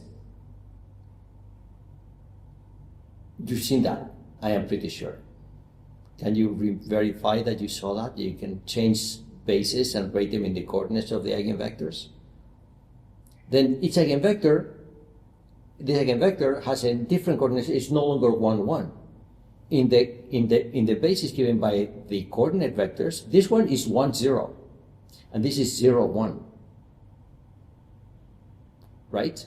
So every vector can be now written in a different basis, which is the basis of the eigenvectors. So if you write the vector R in the basis of the eigenvectors, M is now a diagonal matrix that contains a 1 and a number less than 1 in the diagonal, because all other values are less than 1. So if you write M in the new basis and R in the new basis, what happens with the components? The first one is the one with the vector, which is the one you're looking for, the popularity vector that we don't know. is the eigenvector of eigenvalue 1. But look at the second one. The second one has an eigenvector something and an eigenvalue less than 1. So when you multiply by m, what happens? That eigenvalue, call it x, that eigenvalue x multiplies your second component by x. When you multiply again by x squared, when you multiply again by x cubed, what happens with a number less than 1? When you multiply by it repeatedly many times, it goes to 0, exponentially fast. So every time you multiply by m, what happens is the eigendirections which are less than 1, they get killed exponentially fast by a factor. So eventually what happens, multiplication by m, it takes all the eigendirections which are not 1 and gets killed exponentially fast. So of course you converge to the eigenvector, to the page rank, by killing the others exponentially fast. That's why it's fast. You see? So you can write this down with math, but we don't care because we understand it now. This has a name, it's called the Perron-Frobenius theorem. It's from the 19th century, 200 years ago. Before computers, before websites, before Google. But Larry Page knew it. And he saw that with this, you have hope that you can calculate the page rank, which is what you're looking for.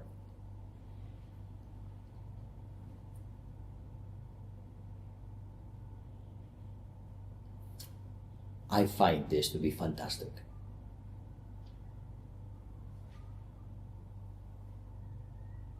That's how a $1 trillion company was created, with a theorem from the 19th century. A very clever use of a theorem from the 19th century, right? Okay, so I have some issues about complexity. I already discussed it. I don't want to spend time, okay, with that. It's just that I have here the calculations of the complexity. We went through that already. I'm not interested in that, okay? So I'm interested in that you reflect on this. This is how technology is used today to create advances. And this is just one example. Google, I think I'm done with that. Yeah, okay, I'm done with that. So this is a story that the reason I'm telling you about this story is I want you to understand a number of things. I want you to learn a few things from here. First, math is very powerful. In this age of AI, math is very powerful because it happens very often. The problems that we can solve today are very complicated, but sometimes they are so complicated that only with the simplification that math can give us, you can actually solve it. Example, Google. Even if you think of the network matrix for websites, even if you realize that the eigenvalue 1 gives you the answer, if you calculate it the wrong way with the traditional eigenvalue algorithms, it doesn't work. So you need to know. You need to know more. The video comes now, which I think I'll show you after lunch. The video comes now is from Leslie Lambert, one of the first computer scientists in the world. He's very old, okay? And he talks about the story of his discoveries. And he will say something very important, which is why I show it to you. It's something that many people in this day of AI do not understand. He talks about the difference between programming and coding. He talks about the difference between a computer program and computer code. As you know, coding, anybody can code. ChatGPT will code for you. But computer programming is still not. It still is something that needs to be done. AI is not there yet. Because it implies a process of discovery. He will say, when you do a computer program, you're doing something that does not exist. And that's why large language models are not there yet. Footnote is one of the areas I'm very active on. See how I can get computers to do math. And then I can do programs, but not yet. We're not there yet. Okay. So this is important for you because this gives you a good indication of what you want to gain from this program. So you stay competitive. And AI will only help you and make you stronger, not become something that you compete with. If you were a little bit older, you may remember times when it was recommended to students that they should all become programmers. And by that, what they meant is coders in the language of Leslie Lampert. And now they're all unemployed. Right? So this is the lesson I want you to learn. So I want you to be prepared to the world that's developing to make you competitive. And I will end after that with another business, my second business case of today, which is a bank buying a supermarket for the data. And we will understand that later, and we will see the elements that are needed for that. How you work with the data and things like that. And so that's going to be the summary of my objectives for today. Understand how AI and businesses go together with what we just saw with the PageRank as perhaps the climax of that, which shows how the math that you have learned is so important because it always works. Okay? And I'll play the piano. Just 3 keys. Okay? Because I want to explain a few more things about eigenvalues. I'll explain eigenvalues as an example of data compression. Face recognition, all of that stuff is something that you do with eigenvalues and eigenvectors. And you do music too. In fact, that's why I will play piano this afternoon. Okay? So you understand how this data science goes beyond PageRank and face recognition, the sound compression, the MP3 technologies, the JPEG algorithms for pictures, the MP4s for videos, all of that are eigenvalues and eigenvectors. And you need to know, I need you to understand that, and that's what I will do. So let's take a break for lunch, right? We come back, what, in an hour or so? Yes?